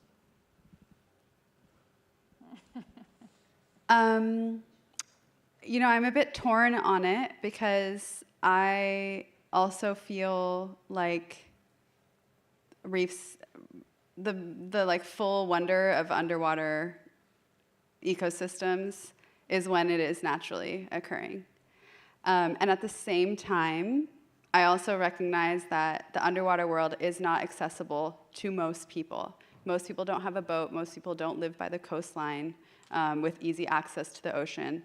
And so if we are able to create a sort of, you know, for example, with the reef line, you know, it's a sculpture park that is within swimming distance from the shore on Miami Beach, which is a highly populated area. And maybe that will add a new dimension to tourism in Miami Beach that will have a positive impact on people's lives. And I think especially for young people, experiencing a reef like that, not a reef, but an underwater place like that, firsthand can be transformative and can make someone want to become a marine biologist or a conservationist. I mean, I feel the same way about aquariums. They're very problematic in many ways. And at the same time, they probably have converted a lot of young people into like being champions of our ocean. So yeah, I don't have a straight answer for you, but those are my thoughts. What about you, Lauren? I would agree with what you're saying. There's nothing like the real thing. And, you know, I have a lot of interest in technology, and in some way, maybe it makes me a little cynical, but I feel like fighting against this current is, yes, very important, but also kind of bridging that gap between man-made and natural, and that I honestly believe that, you know, a lot of these restoration initiatives, many of them are nonprofits, but some of them are for-profit. And I think that fighting against capitalism may not necessarily be like the only way to go. And I think that underwater landscapes are going to become more artificial, like our landscaping on land, which is sad. But I think we need both. And I think that's just realistic in my mind. But I would definitely prefer to see a natural reef than an artificial reef, for sure. Yeah, as long as you're not destroying natural ecosystems to create the artificial ones, then I'm not necessarily against it, I guess I would say. I agree. Thank you for your question, and thank you so much to these two badass women, Shireen and Lauren. Thank you for speaking. Just before we head out to happy hour, we do have a short film, Letters from the Age of Ecocide by Shireen Rahimi, that we're going to screen, and then I'll close us out, and everybody can get to drinks and other great stuff on the terrace.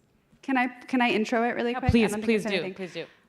So this is a film, it's an underwater film, it's fiction, and it is about climate anxiety, which is the fear that we feel when we think about the ability of the Earth to support our lives in the long term. And the film centers around a female protagonist who is moving through an underwater world, and the world is slipping through her fingers. So her world is dying before her eyes, and she has to figure out how to deal with that psychologically. And so she goes through the stages of climate grief, as you will see.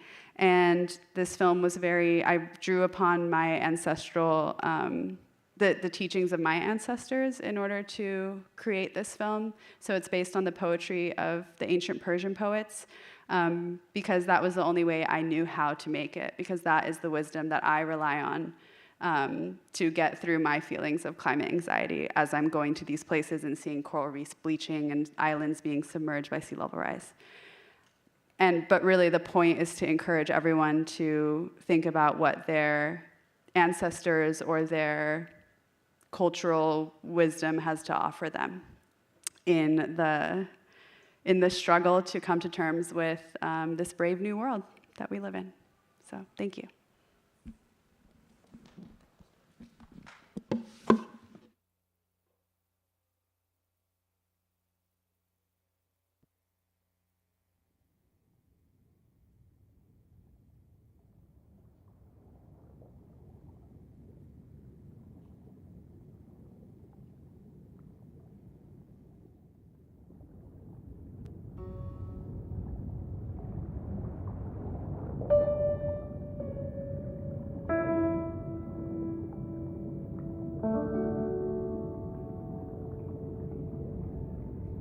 The ancient worlds echo in her bones.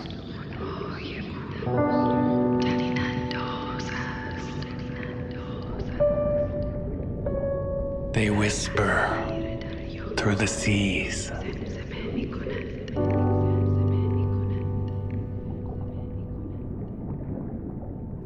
Waves of light pull her in.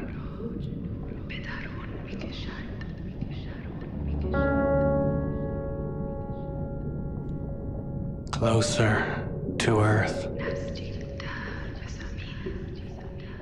Closer to the beloved.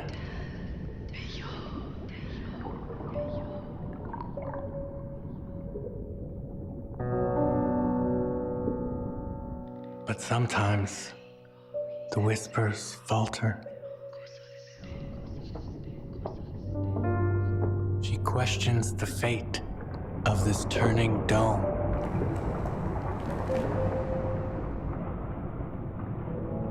What will become of her home?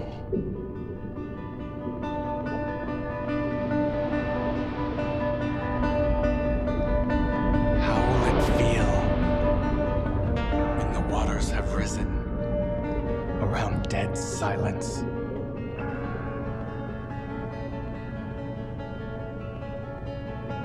She wonders what her children will see.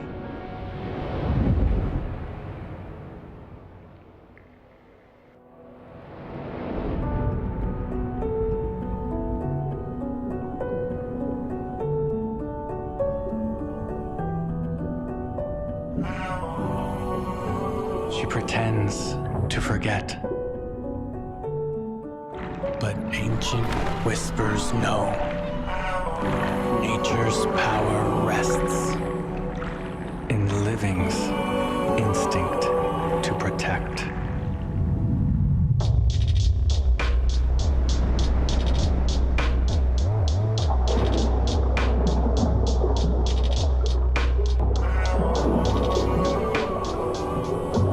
The more she pretends, the more she remembers. One thing is certain, and the rest are lies.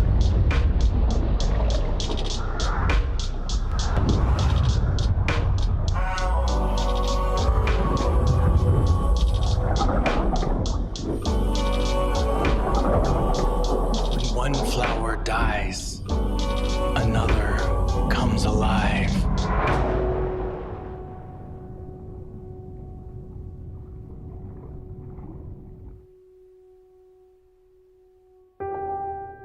This dome not fretted by the lapse of days.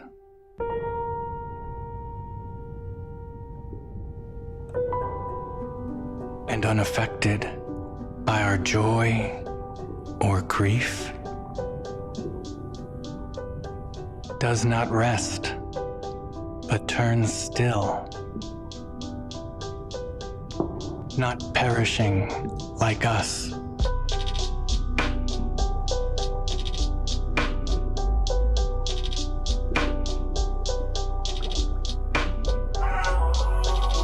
Altered, yet complete.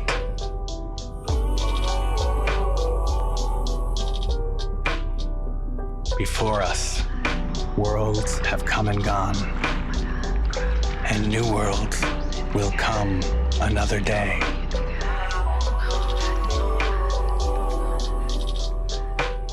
The whispers remind her to trust in the sacredness of the world, beyond what we wish or fear may happen. This is the art of living on a wounded planet.